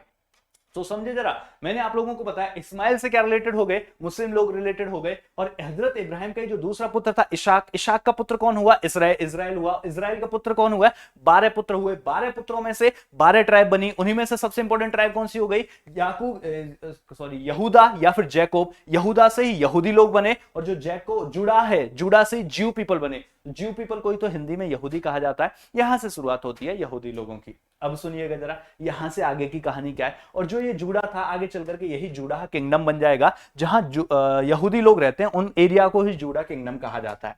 अब यहां से आगे की कहानी क्या है। प्रॉफिट वाली कहानी मैंने आप लोगों को बता दी कि प्रॉफिट किसे कहा जाता है, प्रॉफिट में और पैगंबर में क्या अंतर है, नबी में और बेसिकली जो है मैसेंजर में क्या अंतर है, ये मैं आप लोगों को बता चुका हूं। अब सुनिए जरा, तो 3 बातें मैं आप लोगों को बताता हूं। क्या क्या बताई मैंने कि ज्यूस पीपल, क्रिश्चियन पीपल और इस्लाम पीपल। इस्लाम मतलब मुस्लिम। तो ज्यू पीपल के सबसे मुख्य प्रॉफिट कौन से हो गए। प्रॉफिट आपको पता है क्या होता है, तो सबसे मुख्य प्रॉफिट देखिए, इब्राहिम तो यहां पर भी है, इब्राहिम तो यहां पर भी है, इब्राहिम तो यहां पर भी है। और यदि बात करें इब्राहिम की, तो इब्राहिम तो यहां पर भी है। इब्राहिम तो तीनों के मुख्य प्रॉफिट हो जाते हैं। लेकिन जो आज फॉलो किया जाता है आज के युग में, वो किसको किया जाता है, यहूदी लोग मानते हैं मूसा को, क्रिश्चियन लोग मानते हैं जीसस को, और आपका जो है इस्लामिक लोग मानते हैं मोहम्मद को। ये अपना भगवान नहीं मानते हैं, इनको मैंने भगवान की बात नहीं करी। यहूदी लोग अपना भगवान किसको मानते हैं, बताया मैंने अभी आप लोगों को, यहावे को। जो यहावे हैं वो इनके भगवान हैं। और यहावे का लोगों तक संदेश लाने वाला जो मैसेंजर है वो है मूसा। यदि बात करें क्रिश्चियंस की, तो क्रिश्चियंस मानते हैं गॉड को, और जो गॉड का पुत्र है वो है जीसस। यहावे का मैसेंजर मूसा, गॉड का जो मैसेंजर है वो खुद गॉड का, भगवान का पुत्र है, जिसे जीसस कहा जाता है। और यदि मोहम्मद की बात करें, तो मोहम्मद किसका मैसेज लेकर के आए थे, अल्लाह या फिर खुदा का। तो जो खुदा है, मुस्लिम्स के भगवान, और मुस्लिम्स के भगवान खुदा, खुदा का मैसेज लोगों तक लाने वाले ही कौन कहलाते हैं, प्रॉफिट मोहम्मद या फिर पैगंबर मोहम्मद उन्हें कहा जाता है। तो हम इन्हीं तीनों की, जो ये मैसेंजर है या प्रॉफिट है, इन्हीं तीनों की कहानी पढ़ने वाले हैं। छोटी छोटी सी बातें हैं, आई होप आपके समझ में आ जाएंगी। पहले हम मूसा की बात करेंगे, फिर हम जीसस क्राइस्ट की कहानी की बात करेंगे, फिर हम पैगंबर की बात करेंगे। सबसे पहले कहानी आती है मूसा की। अब मूसा की क्या कहानी है देखना जरा, स्टोरी ऑफ मूसा, बहुत तगड़ी कहानी है। आई होप आपको समझ में आएगी। बस सबसे जरूरी चीज क्या है कि जो भी ये थोड़ी सी लंबी वीडियो है, लेकिन अपना बोर्ड पर ध्यान रखना। यदि ध्यान रखा ना, आपको बहुत सारी चीजें क्लियर होने वाली हैं। अब देखो मूसा क्या है। मूसा जो जन्मे थे वो जन्मे थे एक यहूदी फैमिली में। अब जब एक यहूदी फैमिली में इनका जन्म हुआ था, अच्छा इससे पहले एक चीज और हुई थी। वो चीज पता है क्या हुई थी, देखो जो इजराइल वाला एरिया है ना, यहां देखते हैं ऊपर, रुको, जो ये इजराइल वाला एरिया है, यहां पर रहते थे यहूदी लोग। लेकिन किसी कारणवश ये जो यहूदी लोगों का रहने का एरिया था, जो इजराइल वाला है आज, यहां से इनको भाग करके जाना पड़ा था। तो कुछ लोग इधर चले गए, कुछ लेबनान की तरफ, कुछ यूरोप की तरफ चले गए, कुछ लोग भाग करके इजिप्ट चले गए। और जब ये भाग करके इजिप्ट चले गए, तो इजिप्ट में ही जन्मे मूसा। तो मूसा का जो जन्म हुआ वो कहां पर हुआ, बेसिकली इजिप्ट में हुआ। तो इजिप्ट में एक यहूदी फैमिली में मूसा जन्मे। अच्छा, उस समय क्या हो रहा था, जब ये भाग करके यहूदी लोग इजिप्ट में जा रहे थे, तो इजिप्ट के लोगों को ऐसा लगा कि जब यहूदी लोग भागते भागते इजिप्ट में आ जाएंगे, तो इजिप्ट में यहूदी लोगों की संख्या बढ़ जाएगी। और जब इजिप्ट में यहूदी लोगों की संख्या बढ़ जाएगी, तो धीरे धीरे यहूदी लोग मेजॉरिटी में आ जाएंगे। और धीरे धीरे यहूदी लोग मेजॉरिटी में आ जाएंगे, तो इजिप्ट के राजा को ऐसा लगा कि बाकी हम जो लोग हैं, हमारा क्या होगा, फिर तो ये देश ही यहूदी लोगों का बन जाएगा। तो ये नहीं चाहता था। इजिप्ट का राजा उस समय होता था फरोहा। क्या नाम था, फरोहा, PHAROAH, फरोहा। तो फरोहा वहां इजिप्ट का राजा हुआ करता था, रूलर हुआ करता था। इजिप्ट का राजा बोला, यदि यहूदी लोगों की संख्या मेजॉरिटी में आ गई, यहूदी लोग बढ़ गए, तो यहूदियों का शासन चलेगा, फिर माइनॉरिटी में आ जाएंगे, हमारी कौन सुनने वाला है। इस वजह से फरोहा ने इन यहूदियों को खत्म करने की सोची। तो फरोहा ने क्या किया, इन यहूदियों के साथ अत्याचार करना शुरू कर दिया। और फरोहा ने जब इनके साथ अत्याचार करना शुरू कर दिया, यहूदी लोगों को मरवा देने लगा। इसने कहा चलो जो बूढ़े लोग हैं उनको तो छोड़ दो, जितने भी लड़के हैं ये शादी करेंगे, और इसके बाद में और बच्चे होंगे, और यहूदी लोगों का परिवार बढ़ेगा। इस वजह से जितने भी लड़के थे उन सभी लड़कों को मरवा दिया जाए। तो यहां पर इस एरिया में, इजिप्ट वाले एरिया में, जितने भी लड़के थे सभी को मरवा दिया गया। और जो बचे हुए यहूदी लोग थे, उनको दास की तरह, स्लेव की तरह रखा जाने लगा, गुलाम की तरह 18-18, 20-20 घंटे उनसे काम कराया जाने लगा। खाने के नाम पर सिर्फ जीने लायक खाना दिया जाता था। मतलब तगड़े तरीके से इनका शोषण होने लगा। और जब इन लोगों का शोषण हो रहा था, उसी समय पर जन्म होता है मूसा का। और मूसा का जैसे ही जन्म होता है, तो जहां पर भी कोई लड़का जन्मा या कुछ भी जन्मा, इजिप्ट के लोग उसे मार देते थे। तो मूसा की मदर ने जैसे तैसे करके मूसा को उस समय तो बचा लिया। और जब उस समय पर बचा लिया, बट आगे चल के मरना तो था। तो उस समय तो मूसा को बचा लिया, बाद में चल करके इजिप्ट की राजकुमारी हुआ करती थी, उस राजकुमारी को इनका जो पुत्र था मूसा वो पसंद आ गया। तो राजकुमारी ने, इजिप्ट की ही राजकुमारी ने, राजघर पर, राज परिवार में जो राजकुमारी थी उसने मूसा को गोद ले लिया, उसने मूसा को गोद ले लिया। तो कहानी कहां की है? इजिप्ट की। आ जाइए जरा अपनी स्लाइड पर वापस चलते हैं। यदि हम मूसा की कहानी की बात करें तो जो मूसा की कहानी है वो क्या है? वो है बेसिकली इजिप्ट का रूलर हुआ करता था जिसको बोलते थे फरोहा। फरोहा कौन था? Ruler of Egypt. कुछ इस प्रकार से ये दिखता था। इसी प्रकार जब आप जो है नेट पर सर्च करोगे, गूगल पर सर्च करोगे तो बहुत सारी इस प्रकार की इमेजेस आपको देखने को मिल जाएंगी। तो इजिप्ट का रूलर है फरोहा, जो कि यहूदी लोगों को मरवाने का काम कर रहा है इजिप्ट में। उसी दौरान मूसा का जन्म होता है, एक ज्यू फैमिली में मूसा का जन्म होता है। और जब ज्यू फैमिली में मूसा का जन्म होता है तो उसको राजा की जो बेटी है राजकुमारी वो गोद ले लेती है। तो राजा की बेटी ने गोद ले लिया और उसका पालन पोषण किया। तो उसका पालन पोषण कहां हुआ? उस घर में पालन पोषण हो रहा है जिस घर का राजा मरवा रहा है यहूदी लोगों को। समझ रहे हो? कहानी कुछ इस प्रकार से है। अच्छा, यदि मूसा की बात करें तो मूसा वो व्यक्ति है, मैंने आपको बताया यहूदी लोगों की सबसे पवित्र किताब कौन सी है? यहूदी लोगों की सबसे पवित्र किताब कौन सी है? मैंने अभी अभी आप लोगों को बताया था थोड़ी देर पहले। ये देखिए, मैंने कहा यहूदी लोगों की सबसे पवित्र किताब है ओल्ड टेस्टामेंट। ओल्ड टेस्टामेंट अपने आप में 24 किताबों का ग्रुप है। और इन 24 किताबों में से जो शुरुआत की 5 किताबें जिन्हें तोरा कहा जाता है, वो किसके द्वारा, किसके ज्ञान के द्वारा लिखी गई हैं? वही लिखी गई हैं मूसा के ज्ञान के द्वारा। समझ गए? तो जो ओल्ड टेस्टामेंट है, जो ज्यूज लोग हैं, जो यहूदी लोग हैं, जो अपनी पवित्र किताब मानते हैं ओल्ड टेस्टामेंट को, उन ओल्ड टेस्टामेंट जो कि हिब्रू लैंग्वेज में लिखी गई है। यहूदी लोगों की लैंग्वेज कौन सी है? हिब्रू लैंग्वेज है। यदि आप एग्जाम की प्रिपरेशन कर रहे हो ना, तो यहां से आपसे कई सारे क्वेश्चन बन सकते हैं डिटेल में। यदि आप किसी अच्छे एग्जाम की प्रिपरेशन कर रहे हो, चाहे आप सीडीएस की कर रहे हो, एनडीए की कर रहे हो, या फिर अदर किसी स्टेट के एग्जाम की प्रिपरेशन कर रहे हो, तो आपसे नहीं पूछा जाएगा कि हमाज ने कौन सी जगह पर अटैक किया या कौन सी डेट को अटैक किया। वहां की हिस्ट्री से रिलेटेड आपसे कई सारे क्वेश्चन आ सकते हैं। ठीक है ना? देखिए जरा, तो जो हिब्रू लैंग्वेज है वो किसके? यहूदी लोगों की लैंग्वेज है। अब इसमें ओल्ड टेस्टामेंट में अपने आप में 24 किताबें हैं जिन्हें टनक कहा जाता है। और इन्हीं में से जो शुरुआत की 5 पुस्तकें हैं जिन्हें तोरा कहा जाता है, वो किससे रिलेटेड है? बेसिकली मूसा से रिलेटेड है। तो मूसा कौन है? आपको समझ आ गया। इजिप्ट में ही जन्मे, बेसिकली जो है एक यहूदी फैमिली में, जो कि राजकुमारी के द्वारा गोद ले लिए गए। और बड़े जब ये हुए तो इन्हें तो पता था कि मैं यहूदी हूं, और जब ये बड़े हुए तो इन्होंने इजिप्ट में यहूदी लोगों के ऊपर अत्याचार होते हुए देखा। और जब इन्होंने यहूदी लोगों के ऊपर अत्याचार होते हुए देखा तो अंदर से तो इनको था ना कि मैं यहूदी हूं और मेरे जो है भाइयों के ऊपर ये अत्याचार हो रहा है। तो एक दिन बात है कि जो अत्याचार करने वाला जो मास्टर हुआ करता था इजिप्ट का, जो राजा की तरफ से उन लोगों को जो है देख रेख करता था, जो उनका जिन्हें बेसिकली स्लेव मास्टर कहा जाता था, एक दिन गुस्से में आकर के इन्होंने बेसिकली मूसा ने उसको जो है उड़ा दिया, खत्म कर दिया। और जब मूसा ने स्लेव मास्टर को ही उड़ा दिया तो मूसा को लगा कि अब तो फरोहा इसको छोड़ने वाला है नहीं। तो जब फरोहा छोड़ने वाला नहीं है तो ये इजिप्ट से भाग गए, और इजिप्ट से भाग करके अरब की तरफ चले गए बेसिकली। और इजिप्ट से भाग करके जब अरब की तरफ चले गए, अरब की तरफ भी कहां पर? माउंट होरेब पर चले गए। तो इजिप्ट वाला जो एरिया है वहां से भाग करके अरब की तरफ चले गए। और जब अरब की तरफ चले गए तो वहीं पर था माउंट होरेब। और माउंट होरेब पर जब ये चले गए तो बताया जाता है कि माउंट होरेब पर जब ये पहुंचे तो वहीं पर एक ये पेड़ हुआ करता था। ये पेड़, इस पेड़ के पीछे से आग बाहर आने लगी। और जब आग बाहर आने लगी उसी में से बेसिकली एक फरिश्ता बाहर आता है। और फरिश्ता कुछ इस प्रकार से है। बताया जाता है कि ज्यू पीपल का भगवान कौन है? अभी बताया था मैंने, यहावे। ज्यू पीपल का भगवान कौन है? यहावे को माना जाता है ज्यू पीपल का भगवान। यहावे, ज्यू पीपल का यहावे क्रिश्चियंस का गॉड है। और जैसे इस्लाम धर्म में अल्लाह या खुदा को माना जाता है, वैसे यहूदी लोग यहावे को मानते हैं। यदि हम यहावे की बात करें तो ये जो है माउंट होरेब पर जब ये पहुंचे तो माउंट होरेब पर यहावे का संदेश लेकर के एक फरिश्ता आता है। और ये कौन है? ये है मूसा। और मूसा से कहता है कि तुम जो इजिप्ट से भाग करके आ रहे हो अपने यहूदी भाइयों को छोड़ करके, ये सही बात नहीं है और तुम्हें भागना नहीं है।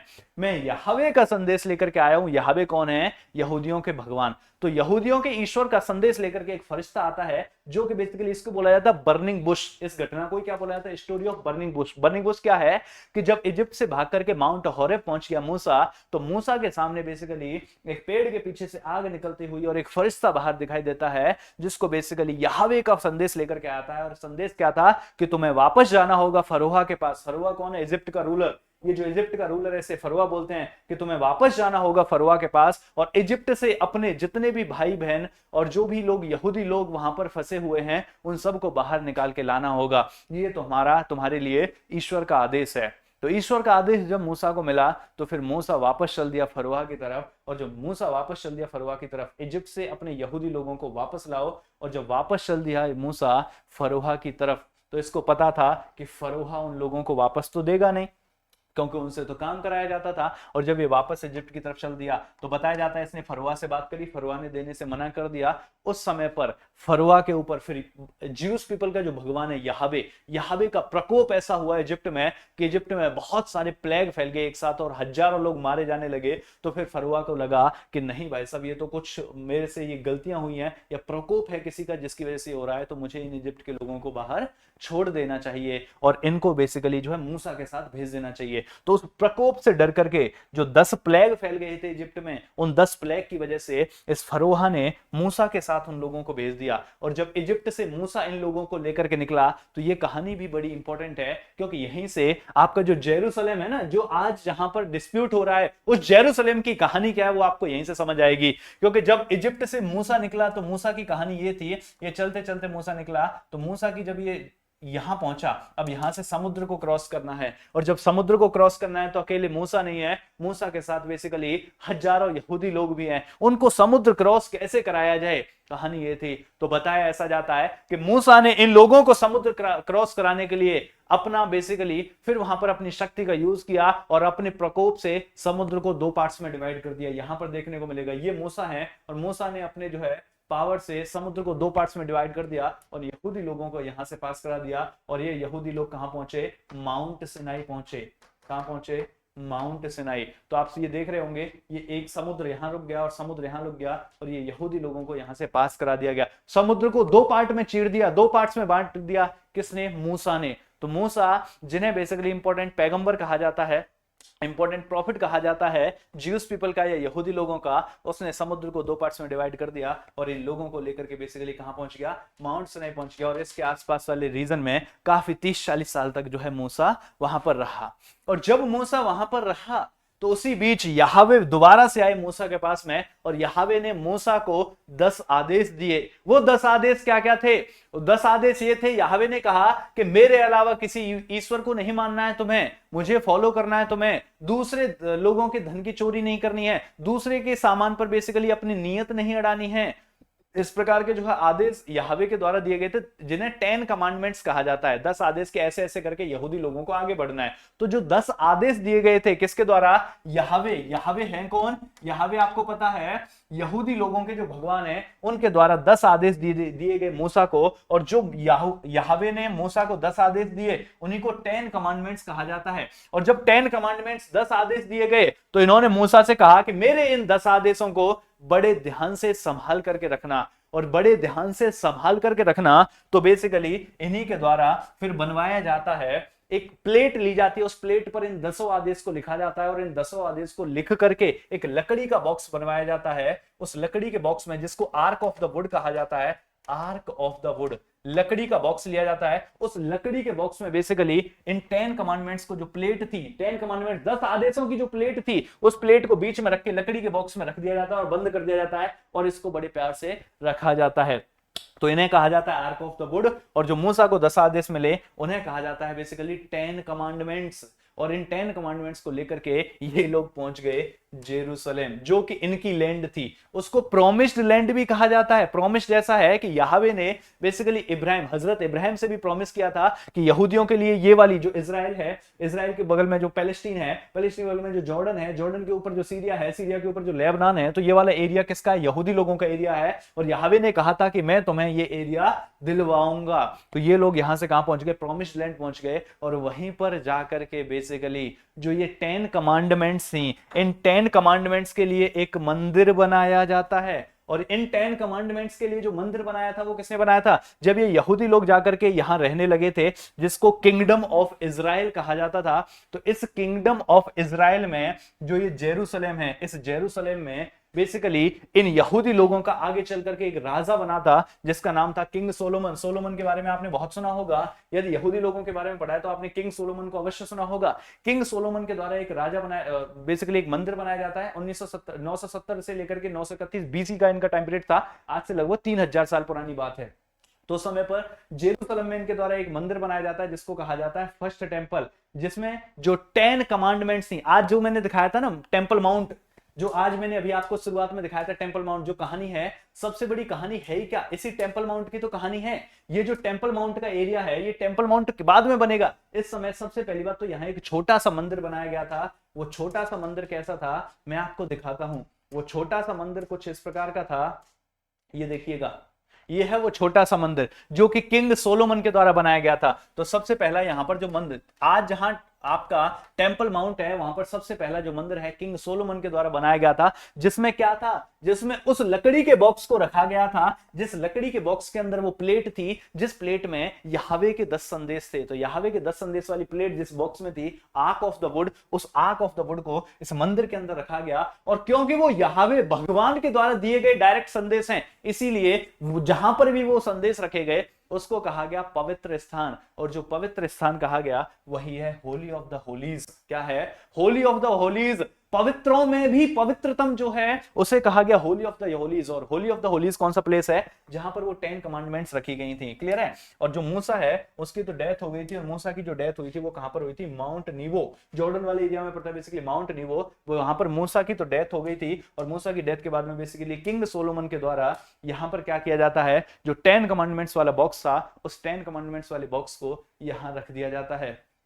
चलिए कहानी को आगे बढ़ाते हैं, थोड़ा सा समझ में आया। अब ये कहानी आगे चल ही रही थी, जेरूसलम वाला एरिया था। इस जेरूसलम और आसपास वाले एरिया में यहूदी लोग रहते हैं, यहूदियों के राजा हैं, और जो यहूदियों के राजा हैं उन्हीं के द्वारा मंदिर बनवा दिया गया है। 10 कमांडमेंट्स रखी हुई हैं, जिन्हें कहा जाता है बेसिकली आपका Holi of the Holis, first temple जिन्हें कहा जाता है। कोई दिक्कत नहीं है, बढ़िया मजा आ रहा है।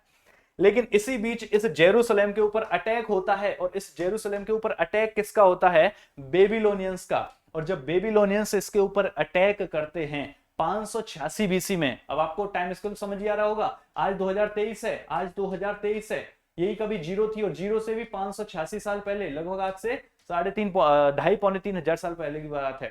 बेबीलोनियंस जब अटैक करते हैं जेरूसलम के ऊपर, तो ये क्या करते हैं? उस टेंपल को तोड़ देते हैं। इनके द्वारा इस टेंपल को तोड़ दिया गया, और यहां से जब इस टेंपल को तोड़ दिया गया, यहूदी लोगों के ऊपर अत्याचार किया गया, तो यहूदी लोग इधर उधर भागने लगे। कुछ यूरोप भागे, आसपास के देशों में फिर से भागे, और यही वो समय कुछ यहूदी लोग भाग करके भारत में भी आए थे।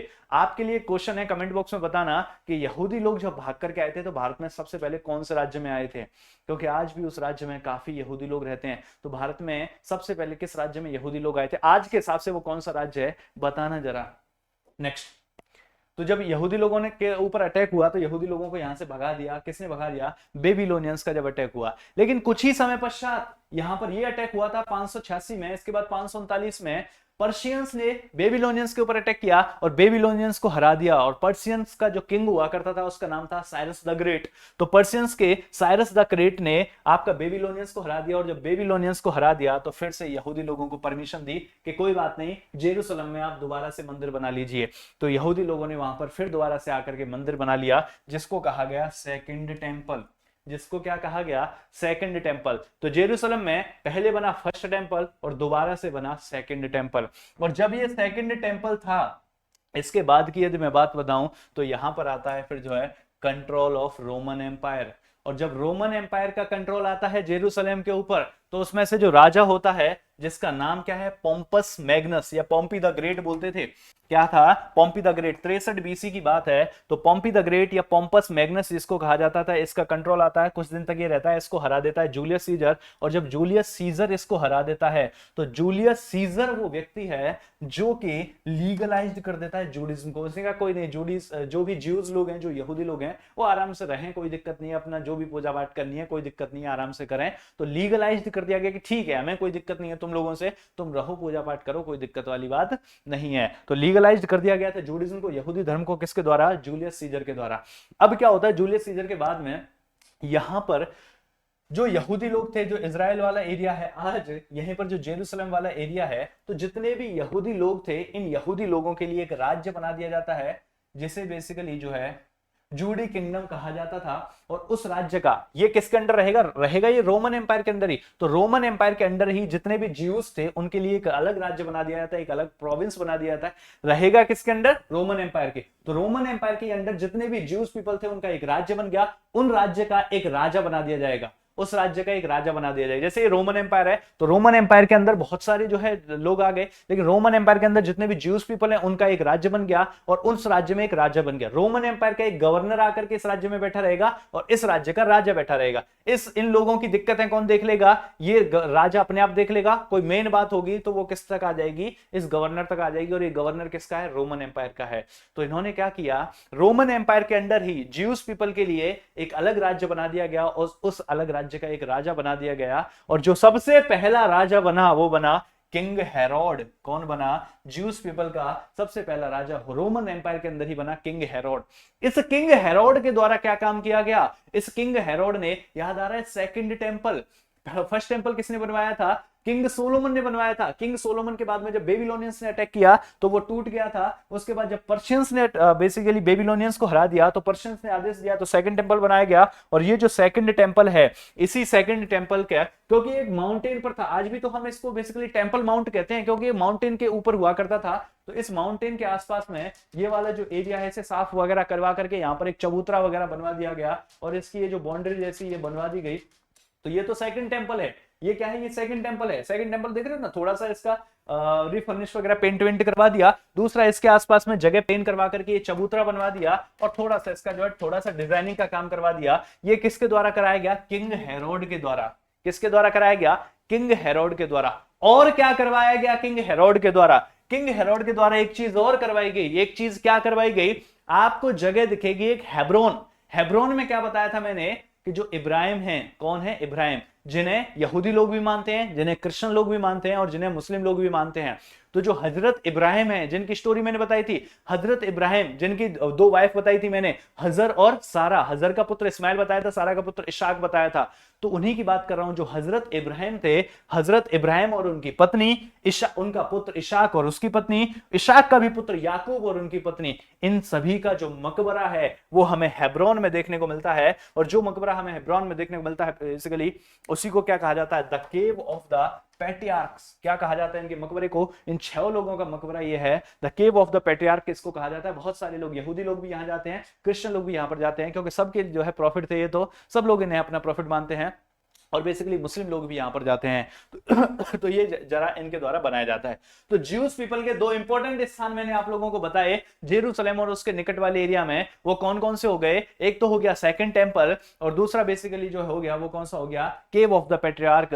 ये हजरत इब्राहिम, उनकी बेसिकली पत्नी, उनका पुत्र, उनकी पुत्रवधू और उनके पुत्र का भी पुत्र और उसकी भी पत्नी, इन सभी की बेसिकली जो यहां पर मकबरा है वो देखने को मिल गया। तो दो जगह देखने को मिल गई आपको। सेकंड टेंपल जो कि ज्यूस पीपल से रिलेटेड है, तो ज्यूस पीपल के लिए दो पवित्र स्थान कौन से हो गए, एक सेकंड टेंपल हो गया और एक हो गया केव ऑफ द पैट्रियार्क। तो वो इन दोनों जगह के लिए ज्यूस पीपल लड़ाई लड़ेंगे क्योंकि उनको ये दोनों जगह सबसे पवित्र हैं, वो इन दोनों जगह को चाहते हैं।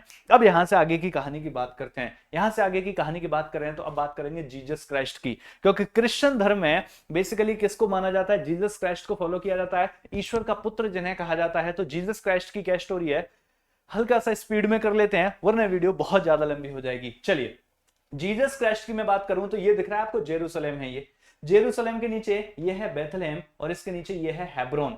हेब्रोन वो जगह हो गई बेसिकली जो अभी अभी मैंने आप लोगों को बताई जहां पर डेथ हुई थी हजरत इब्राहिम की। अब हेब्रोन के और जेरूसलम के बीच में ये जो जगह है इसको बोलते हैं बेथलेहम। तो बेथलेहम में एक ज्यू फैमिली में, एक यहूदी परिवार में जन्म होता है जीसस क्राइस्ट का। और जब जन्म होता है जीसस क्राइस्ट का, कोई कहता है 4th AD, कोई कहता है बेसिकली 1st या 0 AD, कोई दिक्कत नहीं है, आप 0 मान करके चल लीजिए, ठीक है।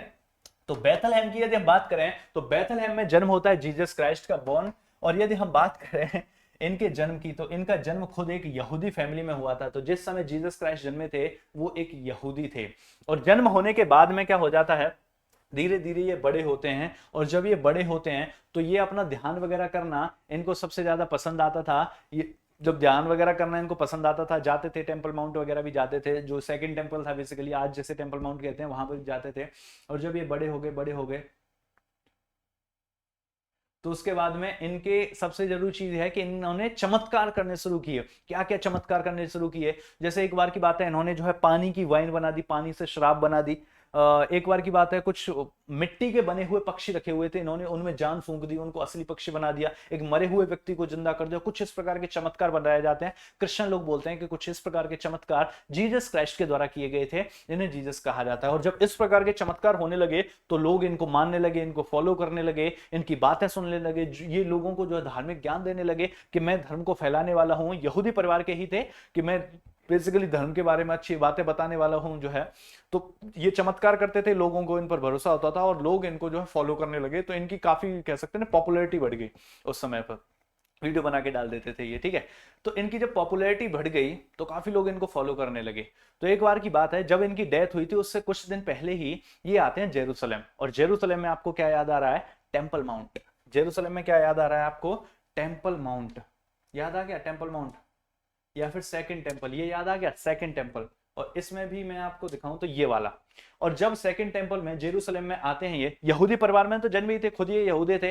तो जब ये आते हैं टेंपल माउंट में, या जिसे सेकंड टेंपल कहते थे उस समय पर, तो यहां पर आने के बाद में जब इनकी डेथ हुई थी उससे जस्ट 5-6 दिन पहले की बात कर रहा हूं, उससे जस्ट 5-6 दिन पहले जब ये आते हैं तो इनके साथ में इनके दोस्त लोग, इनके फॉलोअर भी काफी लोग आ जाते हैं। तो ये देखते हैं कि यहाँ पर कहीं पर बकरी बंधी हुई है, कहीं पर बेसिकली जो है लोगों ने जो है पशु बांध रखे हैं आसपास में। कुछ लोग बैठ के ताश खेल रहे हैं, प्रीस्ट लोग हैं ध्यान नहीं दे रहे हैं, साफ सफाई नहीं हो रही है।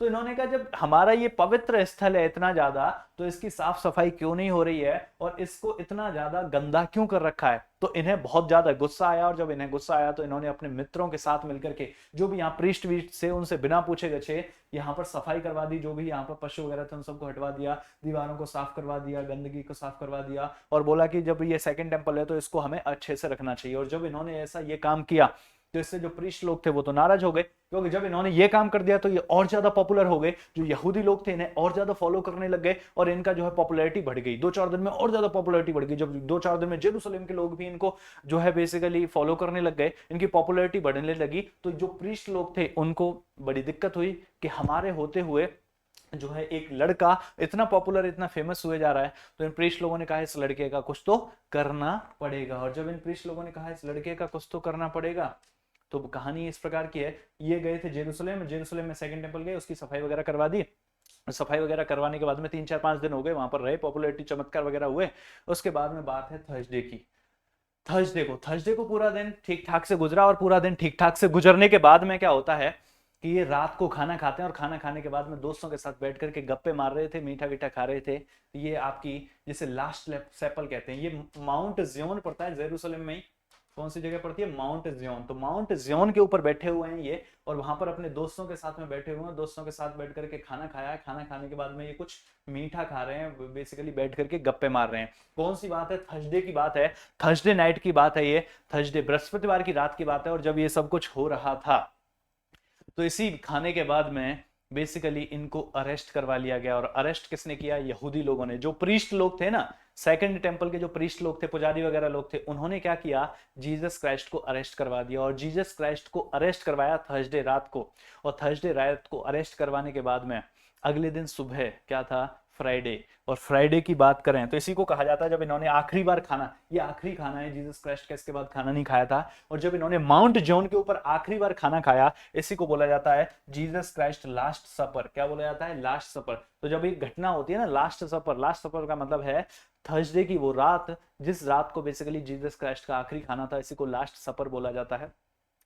खाने के बाद में खाने वाली जो चीज होती है मीठी मीठी, उसको बेसिकली सपर बोला जाता है। तो लास्ट सपर हो गया और लास्ट सपर के बाद में इन्हें अरेस्ट करा लिया गया। और फ्राइडे को प्रीस्ट लोगों की बेसिकली जेरूसलम में पंचायत बैठी थी। और जब पंचायत बैठी थी तो इनके ऊपर राजद्रोह का मामला आया। और जब राजद्रोह का मामला आया कि ये भड़काने का काम कर रहा है लोगों को, तो इनको मृत्युदंड होना चाहिए। तो उस पंचायत ने इनके लिए निर्धारित किया मृत्युदंड। और जब मृत्युदंड निर्धारित किया तो उस समय जो राजा था, राजा के पास ले गए। राजा हेरोड था। ये लंबी कहानी है वैसे। राजा के पास ले गए, राजा ने बेसिकली फिर वो भेज दिया था, आपका रोमन एम्पायर का गवर्नर हुआ करता था उसके पास, गवर्नर ने भेज दिया था राजा के पास में। वो एक लंबी कहानी है, वो फिर कभी बाद में बात करेंगे, वरना और ज्यादा लंबी, कम से कम 15-20 मिनट का समय उसमें निकल जाएगा। अल्टीमेटली यह है कि पंचायत के द्वारा ये डिसाइड किया गया कि इनके मृत्युदंड होगा। और अगले ही दिन फ्राइडे को ही दोपहर में, ये 3-4 बार आना जाना हो गया, तो दोपहर बाद इनको जो है मृत्युदंड मिला। और वो मृत्युदंड कैसे मिला? आपको मैं बताता हूं कि इनको जब मृत्यु दंड दिया गया तो आपको पता ही है जो क्रॉस वाला निशान होता है, इस क्रॉस वाले निशान पर कैसे मिलता था उस समय मृत्यु दंड, कि हाथों में कील ठोक दी जाती थी और पैरों में कील ठोक दी जाती थी। ऐसा नहीं है मार दिया गया, हाथों में और पैरों में कील जो ठोक करके छोड़ दिया जाता था, जिससे जो खून बहना शुरू हो जाता था। और जब खून बहता रहता था तो 3-4 घंटे बाद जो है इस व्यक्ति की मौत हो जाती थी। बड़े बेरहम तरीके से इसकी जो है मौत हो जाती थी, जिसे कहते थे सूली पर चढ़ा दिया गया, ठीक है ना। तो ऐसे हाथों में कील ठोक दी जाती थी और पैरों में कील ठोक दी जाती थी। तो ये इनके साथ 2 मित्र भी थे इनके, जो है इन तीनों लोगों को एक साथ जो है कील ठोक दी गई थी और इन तीनों को ही जो है मृत्यु दंड दे दिया गया था। यहूदी धर्म के जो लोग थे उनकी पंचायत लगी थी और उनकी पंचायत ने जीसस लोगों को मृत्यु दंड दे दिया। और ये फ्राइडे की बात थी, और जब फ्राइडे की बात थी उनको मृत्यु दंड दे दिया गया तो उनकी कब्र बेसिकली जो बना दी गई। और जब कब्र बना दी गई तो वो कब्र कब बनाई गई? फ्राइडे को। बताया ऐसा जाता है कि फ्राइडे और सैटरडे जब निकल गया उसके बाद आया संडे।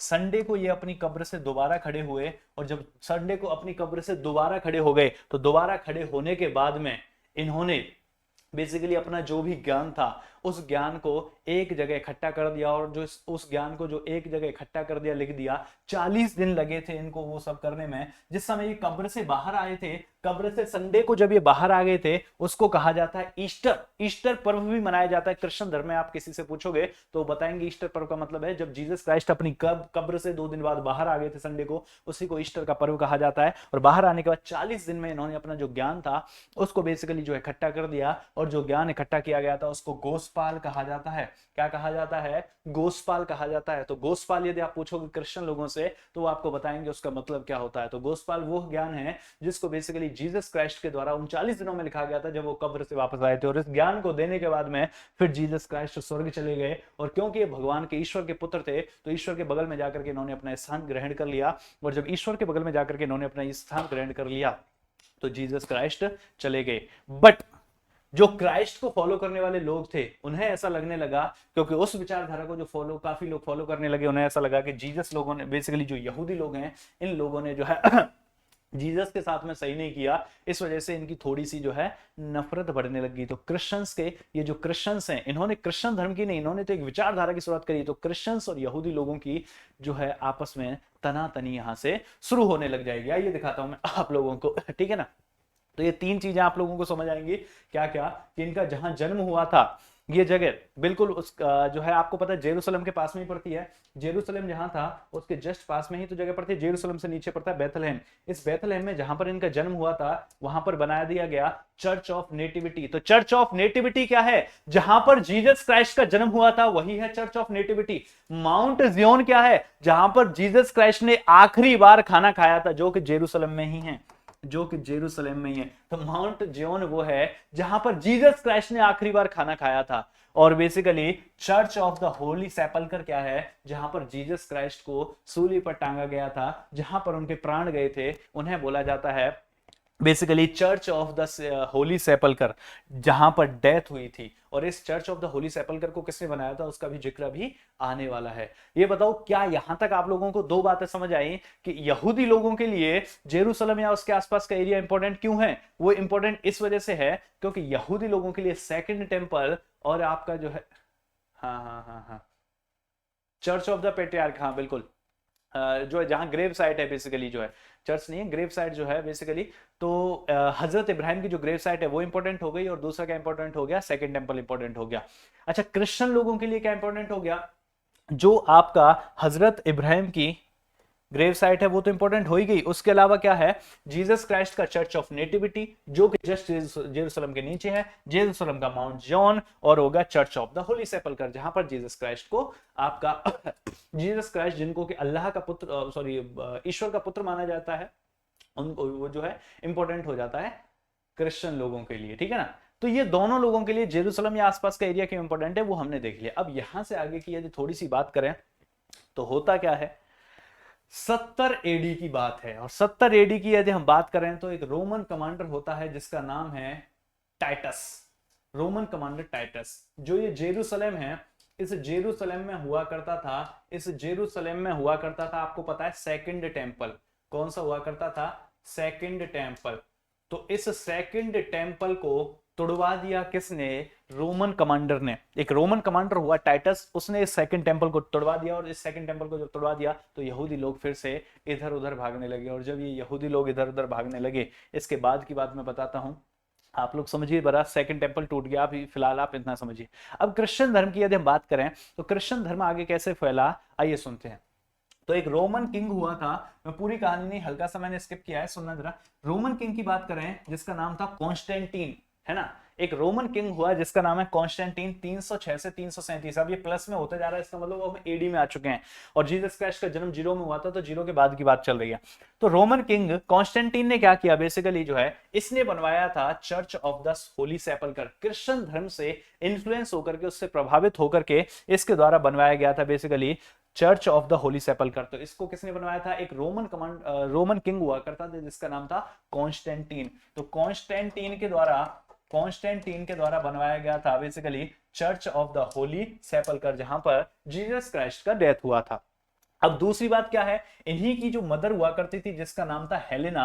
हेलेना जिस समय जेरूसलम जाती हैं, तो जेरूसलम में हेलेना का ये मानना था कि बेसिकली मुझे मिला है वहां पर क्राइस्ट का क्रॉस, जो क्रॉस होता है ना, वो क्रॉस मिला है। और जब क्राइस्ट का क्रॉस मिला है, इसी से इन्फ्लुएंस होकर इन्होंने क्या किया, आफ्टर दैट इसने जो है ज्यूस पीपल को प्रताड़ित करना शुरू कर दिया, क्योंकि अब ये क्रिश्चियन धर्म को फॉलो करने लग गए रोमन लोग जो थे, और इन्होंने ज्यूस को प्रताड़ित करने लग गए। और जब ज्यूस को प्रताड़ित करने लग गए तो इधर उधर ज्यूस फिर से भागने लग गए। तो पहले आए थे बेबीलोनियंस ने अटैक किया, उन्हें इधर उधर भगा दिया 586 में। उसके बाद दोबारा बेसिकली पर्शियंस लोगों ने बुलाया कि ठीक है आइए सेकंड टेंपल वगैरह बना दीजिए, लेकिन रोमन लोगों के द्वारा फिर से इधर उधर जो है यहूदियों को भगा दिया गया। तो उनके साथ काफी जो है इस समय पर गलत हो रहा है। इसके बाद की यदि बात करें तो प्रॉफिट मोहम्मद की स्टोरी की हम बात करते हैं। यदि हम प्रॉफिट मोहम्मद की, इससे पहले एक और स्टोरी थी, हाँ ये रहा 380, सबसे जरूरी साल है प्रॉफिट मोहम्मद से पहले, तीसरे धर्म पर, इस्लाम पर आने से पहले। मैं एक बार और बताता हूं, सबसे इंपॉर्टेंट साल जो आता है क्रिश्चियन धर्म के लिए वो कौन सा है? क्रिश्चियन धर्म दुनिया में इतना ज्यादा फैल गया, उसके लिए सबसे इंपॉर्टेंट जो साल आता है वो आता है 380, क्योंकि 380 में रोमन एम्पायर के द्वारा अपना स्टेट रिलीजन बना दिया गया क्रिश्चियन धर्म को। रोमन एम्पायर ने अपना ही रिलीजन कौन सा बना लिया? क्रिश्चियन धर्म को बना लिया। अच्छा आपको एक बात और बताऊं, जो यहूदी धर्म है वो सबसे पुराना है, आज से 4000 साल पुराना। क्रिश्चियन धर्म आज से 2000 साल पुराना, और आपका मुस्लिम धर्म आज से 1400 1200 1400 साल जो भी है पुराना हो गया। लेकिन फिर भी यहूदी लोग कितने हैं आज दुनिया में? लगभग 1.5 करोड़ यहूदी लोग हैं, और क्रिश्चियन और मुस्लिम्स का तो आपको पता ही है इतने ज्यादा हैं। तो यहूदी लोग क्यों नहीं फैल पाए, या यहूदी धर्म क्यों नहीं फैल पाया? क्योंकि यहूदी लोगों का ऐसा मानना है वो धर्मांतरण नहीं कराते, यहूदी लोग धर्मांतरण नहीं कराते, बल्कि क्रिश्चियन लोग और मुस्लिम लोगों का यह मानना है कि जो लोग हमारे धर्म को फॉलो नहीं करते उनका धर्म व्यर्थ है, जो लोग हमारे धर्म को फॉलो नहीं करते वो गलत रास्ते पर हैं, और उन्हें सही रास्ते पर लाने के लिए धर्मांतरण करवाओ और उन्हें अपने धर्म में कन्वर्ट करो। तो क्रिश्चियन लोगों ने बहुत सारी मिशनरीज बनाई, सेम उसी प्रकार मुस्लिम लोगों ने। तो मुस्लिम लोग और क्रिश्चियन लोग धर्मांतरण कराते हैं, इनका ऐसा मानना है जो लोग हमारे धर्म को फॉलो नहीं करते वो गलत रास्ते पर हैं, उन्हें सही रास्ते पर लेकर के आओ, उन्हें सही राह दिखाओ। इसलिए इन्होंने धर्मांतरण इतना ज्यादा करवाया, और यहाँ रोमन एम्पायर ने अपना स्टेट रिलीजन बना लिया क्रिश्चियन धर्म को। तो क्रिश्चियन धर्म की फिर तो जो है बल्ले बल्ले हो गई, और क्रिश्चियन धर्म चारों तरफ जो है फैलने लग गया। जहां जहां पर रोमन एम्पायर है, जहां रोमन एम्पायर की सेना जाती थी, बाइबल लेकर के जाती थी, और बेसिकली जो है क्रिश्चियन धर्म को प्रोपेगेट करने का काम करती थी, और जो क्रिश्चियन मिशनरीज बहुत सारी बना दी गई थी। ठीक है, इसके बाद की यदि हम बात करें, अब बात करते हैं, दो चीजें हमने देख ली कि ज्यूस पीपल के लिए कैसे इंपॉर्टेंट है जेरूसलम और आसपास का एरिया, दूसरा क्रिश्चियन लोगों के लिए कैसे इंपॉर्टेंट है जेरूसलम और आसपास का एरिया। अब बात करते हैं मुस्लिम्स के लिए, मुस्लिम्स का वहां से क्या रिलेशन है? मुस्लिम्स का तो आपने सुना था मक्का और मदीना, और जो मक्का और मदीना इंपॉर्टेंट है वो तो सऊदी अरब में पड़ जाते हैं। भाई मक्का ये रहा, और यहां पर पड़ जाता है मदीना, तो मक्का ये रहा सऊदी अरब में, मदीना भी ये रहा सऊदी अरब में। तो मुस्लिम लोग जाकर के इजराइल में या पैलेस्टीन वाले एरिया में क्यों लड़ाई लड़ रहे हैं? उनका जेरूसलम से क्या कनेक्शन है? आइए उस कहानी को भी थोड़ा सा समझ लेते हैं।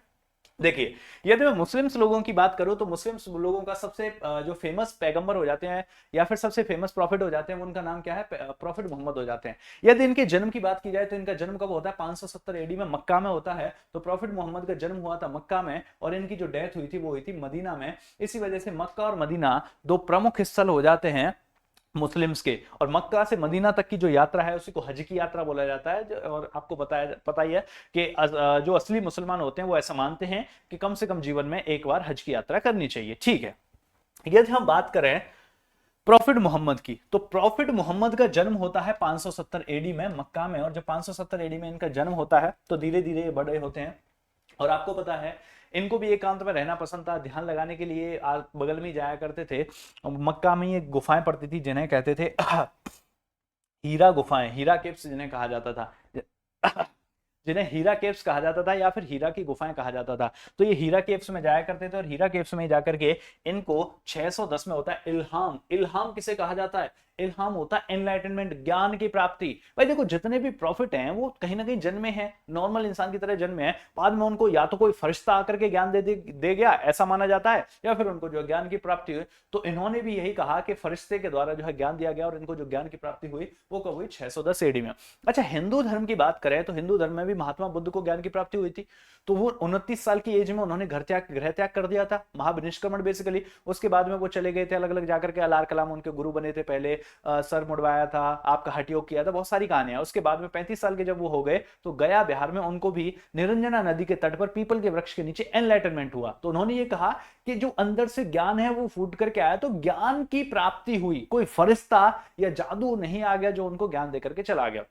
तो अलग अलग धर्मों में अलग अलग तरीका हो सकता है, हर धर्म का अपना अपना तरीका है। कहीं पर फरिश्ता आता है, कहीं पर भगवान खुद आकर के ज्ञान देते हैं, कहीं पर होता है एनलाइटनमेंट। तो एक प्रकार से जैसे महात्मा बुद्ध को एनलाइटनमेंट हुआ, सेम उसी प्रकार से मान लीजिए आप जो है पैगंबर मोहम्मद को भी एनलाइटनमेंट होता है, जिसको इल्हाम कहा जाता है। और जब इल्हाम होता है, कौन सी गुफाओं में होता है? हीरा केव्स में होता है, मक्का वाला जो एरिया था बेसिकली।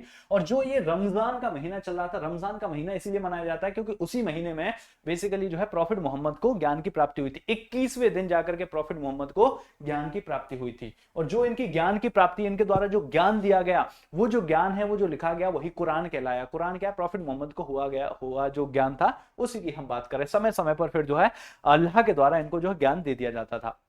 अब इनकी एक बात करें तो इन्होंने क्या किया, जब इनको जो ज्ञान की प्राप्ति हो गई तो इन्होंने इस ज्ञान को दूसरे लोगों को देना शुरू किया।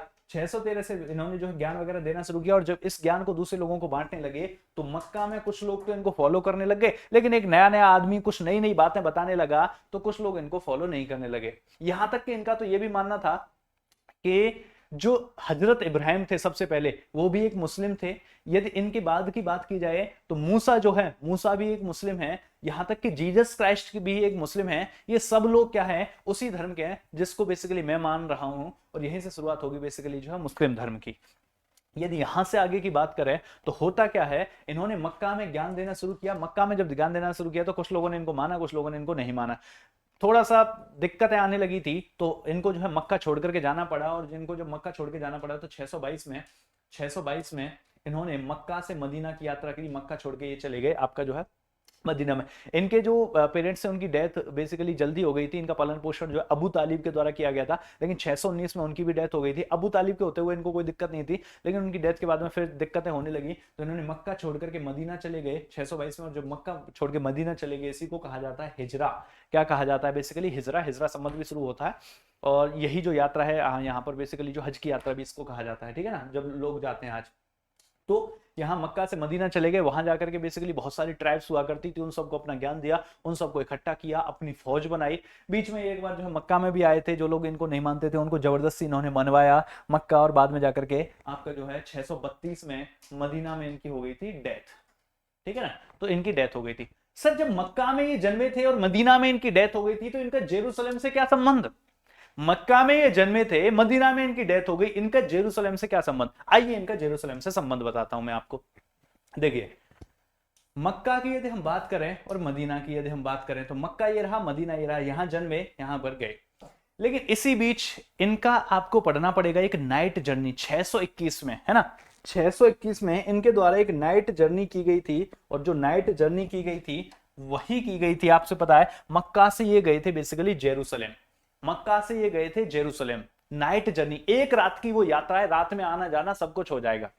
और जब रात में आना जाना हो जाएगा, मक्का से जेरूसलम तो इतनी दूर है, वो कैसे होगा? तो बताया ऐसे जाता है कि इनका जो फरिश्ता हुआ करता था, जिब्राइल फरिश्ता, उस फरिश्ते के द्वारा घोड़ा बुलवाया गया था। इस घोड़े का नाम है बुराक हॉर्स। क्या बोलते हैं? बुराक हॉर्स। इस घोड़े के क्या थे? पर थे। पर वाला घोड़ा आपको दिखाई भी दे रहा होगा, जो पर वाला घोड़ा, इसी को बुराक हॉर्स कहा जाता है। और इसी बुराक हॉर्स पर बैठ करके बेसिकली जो है पैगंबर मोहम्मद ने मक्का से लेकर के जेरूसलम की यात्रा करी थी। और जब ये मक्का से जेरूसलम गए तो कहानी मैं आपको बताता हूं। सबसे पहले जिब्राइल फरिश्ते ने बुराक घोड़ा बना दिया और बुराक घोड़े पर बैठ करके पैगंबर मोहम्मद निकले मक्का से और मक्का से कहां पहुंच गए, जेरूसलम पहुंच गए। जेरूसलम पहुंचने के बाद में सबसे पहले इन्होंने वहां पहुंचने के बाद में नमाज पढ़ी, अपने और अपने कुछ साथियों के साथ में नमाज पढ़ी। नमाज पढ़ने के बाद में वहां पर घोड़ा बांध दिया, घोड़ा बांधा, नमाज पढ़ी, नमाज पढ़ने के बाद में घोड़े पे बैठे, थोड़ा आगे बढ़े, वहां एक पत्थर हुआ करता था, उस पत्थर पर बेसिकली घोड़ा गया, घोड़े ने छलांग लगाई और ये स्वर्ग चले गए। और स्वर्ग जाकर के वहां हजरत इब्राहिम से मिले, जीसस क्राइस्ट से मिले, मूसा से मिले, जो ऑलरेडी पैगंबर थे, मिल करके वापस आए दोबारा, और वापस सेम रात को ये जेरूसलम से मक्का वापस आ गए। तो इनकी ये जो यात्रा है, इसी को नाइट जर्नी कहा जाता है। एक रात में ये यात्रा हुई थी। अब इस यात्रा का क्या कनेक्शन है आज की कहानी से, सुनो जरा। इस यात्रा का ये कनेक्शन है, आज जिसे टेंपल माउंट कहा जाता है, आपको पता है आज इसको टेंपल माउंट कहा जाता है। और टेंपल माउंट में मैंने तीन चार चीजें आप लोगों को बताई, वो कौन कौन सी बताई? इसको मैंने कहा डोम ऑफ द रॉक, इसको मैंने कहा डोम ऑफ द चैन, और इसको मैंने कहा अल-अक्सा मस्जिद। तो आज जो आपको टेंपल माउंट दिख रहा है, कहानी इस प्रकार की है कि जिस समय प्रॉफिट मोहम्मद यहां से निकले थे और जेरूसलम गए थे, तो जहां पर ये अल अक्सा मस्जिद है, इसी जगह बैठ करके नमाज पढ़ी गई थी। प्रॉफिट मोहम्मद ने जेरूसलम में इस जगह बैठ के नमाज पढ़ी थी, तो जहां उन्होंने नमाज पढ़ी थी वहीं बन गई अल अक्सा मस्जिद। यहां जहां नमाज पढ़ी थी, इसके बगल में घोड़ा बांधा था, मैं बताऊंगा अभी घोड़ा कहां बांधा था। और नमाज पढ़ने के बाद में उन्होंने अपने घोड़े को उठाया और आगे बढ़े। आगे बढ़ने के बाद में यहां पत्थर हुआ करता था, उस पत्थर पर कदम रख करके वो घोड़ा स्वर्ग की यात्रा के लिए गया। तो बाद में चल करके उस पत्थर को चारों तरफ से आपका बाउंड्री वगैरह करके यहां पर ये डोम बना दिया गया, जिसे बोला गया डोम ऑफ द रॉक। यहां पर रॉक है वो, और वो रॉक कैसी है मैं दिखाता हूं। ये रॉक है वो, ये डोम ऑफ द रॉक, ये वो रॉक है, ये वो पत्थर है जिस पत्थर पर कदम रख के बुराक घोड़े ने स्वर्ग की छलांग लगाई थी। तो इस टेंपल के अंदर, जिसे डोम ऑफ द रॉक कहा जाता है, इसके अंदर क्या है? इसके अंदर वो पत्थर है जिस पत्थर पर पैर रख के बुराक घोड़े ने प्रॉफिट मोहम्मद को लेकर के स्वर्ग की छलांग लगाई थी। ये हो गया। और अल-अक्सा मस्जिद क्या हो गई? जहां पर सबसे पहली बार नमाज पढ़ी गई थी। अच्छा, इसके बगल में ये क्या है? ये है डोम ऑफ द चेन। अब डोम ऑफ द चेन क्या है? देखिए, इसके लिए अलग अलग कहानियां हैं। डोम ऑफ द चेन, कुछ लोग ऐसा मानते हैं कि जब ये बनाया जा रहा था डोम ऑफ द रॉक, तो इसी का छोटा बना करके देखा था प्रोटोटाइप, जिसको डोम ऑफ द चेन कहा गया। कुछ लोग ऐसा मानते हैं कि ये जो डोम ऑफ द चेन है ना, यहां पर राजा सोलोमन, ज्यू पीपल क्या मानते हैं? यहूदी लोगों का ऐसा मानना है कि जो यहूदी लोग थे, उनका राजा था सोलोमन, वो यहीं बैठ के जस्टिस किया करते थे, तो ये डोम ऑफ द चेन है। लेकिन इस्लामिक लोग ऐसा मानते हैं कि हमारे धर्म में लोगों को जलाया नहीं जाता। जलाया क्यों नहीं जाता? आपको पता है मुस्लिम धर्म में क्यों नहीं जलाया जाता? कब्र बनाई जाती है, क्यों? वो इसलिए कि एक दिन वो आएगा, वो समय आएगा जब अल्लाह हम सब का न्याय करेगा। और जब अल्लाह हम सब का न्याय करेगा, तो इन कब्रों से सारे लोग उठ करके आएंगे, और जब सारे लोग उठ करके आएंगे तो यहीं पर वो न्याय होगा। इस डोम ऑफ द चेन में आएंगे और यहां पर बैठ करके अल्लाह सबका न्याय करेगा। और जिन्होंने अच्छे काम किए होंगे, अच्छे कर्म किए होंगे, वो यहां से इस डोम ऑफ द चेन को क्रॉस कर लेंगे, और जो क्रॉस कर लेंगे वो इस पत्थर पर कदम रख के स्वर्ग की यात्रा कर लेंगे। और जिन्होंने अपने कर्म अच्छे नहीं किए होंगे, जिन्होंने इस्लाम धर्म को अच्छे से फॉलो नहीं किया होगा, वो इस चेन को क्रॉस नहीं कर पाएंगे। चेन को क्रॉस करने वाले लोग स्वर्ग गए, और जो चेन को क्रॉस नहीं कर पाए उनको फिर जन्नत नहीं जहन्नुम मिलेगा। तो जो इसको क्रॉस करेंगे, इस पत्थर से जन्नत जाएंगे, जो नहीं क्रॉस करेंगे वो जहन्नुम में जाएंगे। अल्लाह एक दिन न्याय करेगा, तो उनके लिए इंपॉर्टेंट हो जाता है। तो मैंने आपको बताया ये जो एरिया है, ये सभी धर्मों के लिए क्यों इंपॉर्टेंट है। अब बताता हूं थोड़ी सी यहूदी लोगों की बात। यदि यहूदी लोगों की बात करूं मैं, तो ये जो एरिया दिख रहा है, इसको आओ थोड़े दूसरे एंगल से देखते हैं। ये हो गया डोम ऑफ द रॉक, ये हो गया डोम ऑफ द चेन, और ये हो गई अल-अक्सा मस्जिद। अब यहां पर ये वाली दीवार दिख रही है आपको, ये दीवार, ये वो दीवार है। ये कौन सी दीवार है? इस दीवार की कहानी मैं आपको बताऊं तो एक सेकंड रुको जरा। सेकंड टेंपल याद आ रहा है आपको? First temple of Jerusalem, second temple, ये रहा सेकंड टेंपल। जब ये सेकंड टेंपल बनाया गया था, सेकंड टेंपल, और सेकंड टेंपल कब बनाया गया था आपको? तो फर्स्ट टेंपल क्या था? होली ऑफ द होलीज, पवित्रों में पवित्रतम, 10 कमांडमेंट्स जहां रखी गई थी, जो मूसा को दी थी याहवे ने, तो उनको रखा गया था, वो टूट गया, तो सेकंड टेंपल बनाया गया। सेकंड टेंपल की जो दीवार है, बताया ऐसे जाता है, रोमन एम्पायर में जो टाइटस आया था, टाइटस कमांडर ने सेकंड टेंपल को पूरा तोड़वा दिया, लेकिन इसकी एक दीवार बच गई थी। जो ये दीवार बच गई थी, वही तो ये दीवार है जिसको वेस्टर्न वॉल कहा जाता है। जिसको क्या कहा जाता है? जिसको वेस्टर्न वॉल कहा जाता है। तो ये वेस्टर्न वॉल सेकंड टेंपल की दीवार है, और सेकंड टेंपल ज्यूस पीपल के लिए इंपॉर्टेंट था, यहूदी लोगों के लिए। इसी वजह से ये दोनों किसके लिए इंपॉर्टेंट हो गए? मुस्लिम लोगों के लिए इंपॉर्टेंट हो गए। और ये वेस्टर्न वॉल जो इंपॉर्टेंट हो गया, ये ज्यूस पीपल के लिए इंपॉर्टेंट हो गया। इसे कहा जाता है वेस्टर्न वॉल। समझ रहे हो? इससे ऊपर ये चबूतरा है, चबूतरे के ऊपर ये है डोम ऑफ द रॉक, ये है अलक्सा मस्जिद, इसके पीछे है डोम ऑफ द चेन, और ये है आपका सेकंड टेंपल की दीवार। अब लोग जो यहूदी लोग हैं वो इस दीवार के पास आकर के प्रेयर करते हैं, अपना जो भी है ईश्वर को ध्यान लगाते हैं, और यहां तक है कि इसके ऊपर हाथ रख के, जैसे ये हाथ रखा हुआ है वैसे प्रेयर करते हैं, और रोते भी हैं यहां आकर के, रो करके ये बोलते हैं कि हम सेकंड टेंपल को नहीं बचा पाए। तो इस दीवार के पास में इतनी भीड़ लगती है, ये है सेकंड टेंपल।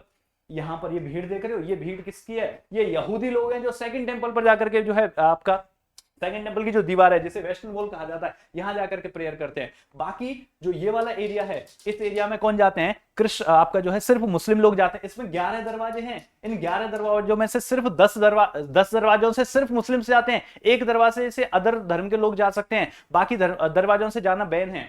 10 दरवाजों से सिर्फ मुस्लिम जाएंगे, एक दरवाजे से अदर धर्म के लोग जा सकते हैं। अच्छा, इस वेस्टर्न वॉल की भी अलग ही कहानी है, अलग कहानी है। यहूदी लोग ये मानते हैं ये हमारे सेकंड टेंपल की वॉल है, जबकि मुस्लिम लोग ये मानते हैं कि जब हमारे पैगंबर मोहम्मद गए थे तो उन्होंने यहां बैठ के जब नमाज पढ़ी थी, तो ये वो दीवार है जिस दीवार से बुराक घोड़े को बांधा था। ये रहा सेकंड टेंपल। ये सेकंड टेंपल की दीवार इसलिए इंपॉर्टेंट है क्योंकि इससे बुराक घोड़ा बांधा था, जबकि यहूदी लोग कहते हैं कि इससे बेसिकली जो है ये सेकंड टेंपल की दीवार है, लेकिन मुस्लिम लोगों के अकॉर्डिंग बुराक घोड़ा जिसके पर हैं वो बांधा गया था, पैगंबर मोहम्मद ने बांधा था, क्योंकि नमाज पढ़ रहे थे, नमाज पढ़ने के बाद इस घोड़े को लेकर के यहां से स्वर्ग की यात्रा हो गई थी। तो अल्टीमेटली जो पंगा है वो किस चीज का है? इसका है जिसे टेंपल माउंट कहा जाता है। टेंपल माउंट कौन कहता है? टेंपल माउंट क्रिश्चियन लोग कहते हैं, इसको बेसिकली मुस्लिम लोग क्या कहते हैं? हरम अल शरीफ कहते हैं। क्या बोलते हैं? हरम अल शरीफ बोलते हैं। तो ये जो कहानी है वो ये है कि इसको आपका मुस्लिम लोग भी पवित्र मानते हैं, इसको, ये जो शहर है इस शहर को क्रिश्चियन लोग भी पवित्र मानते हैं, क्योंकि इसी के आसपास में चर्च ऑफ नेटिविटी भी देखने को मिलता है, चर्च ऑफ होली सेपल्कर भी देखने को मिलता है, और यहूदी लोगों के लिए क्या क्या देखने को मिलता है? इब्राहिम की केव देखने को मिलती है, केव ऑफ द पैट्रियार्क जिसको कहा जाता है, और दूसरा सेकंड टेंपल की वेस्टर्न वॉल देखने को मिल जाती है। आइए जरा कहानी इस प्रकार से। तो ये जो केव ऑफ द पैट्रियार्क है ये किसके लिए इंपॉर्टेंट है? ये तो ज्यूज पीपल के लिए भी इंपॉर्टेंट है, ये तो क्रिश्चियन पीपल के लिए भी इंपॉर्टेंट है, क्योंकि हजरत इब्राहिम को तो सब लोग अपना पैगंबर मानते हैं, और तीसरा ये मुसलमानों के लिए भी इंपॉर्टेंट है, मुस्लिम्स के लिए, इस्लाम के लिए भी इंपॉर्टेंट है। ये तो तीनों के लिए इंपॉर्टेंट हो गई, लेकिन ये जो टेंपल माउंट है ये किसके लिए? मुस्लिम्स के लिए और यहूदियों के लिए इंपॉर्टेंट है। अब क्रिश्चियंस के लिए क्या इंपॉर्टेंट है? क्रिश्चियंस के लिए क्या है? चर्च ऑफ नेटिविटी, और दूसरा क्या है? चर्च ऑफ होली सेपल्कर, जहां जीसस क्राइस्ट को सूली पर चढ़ाया गया था।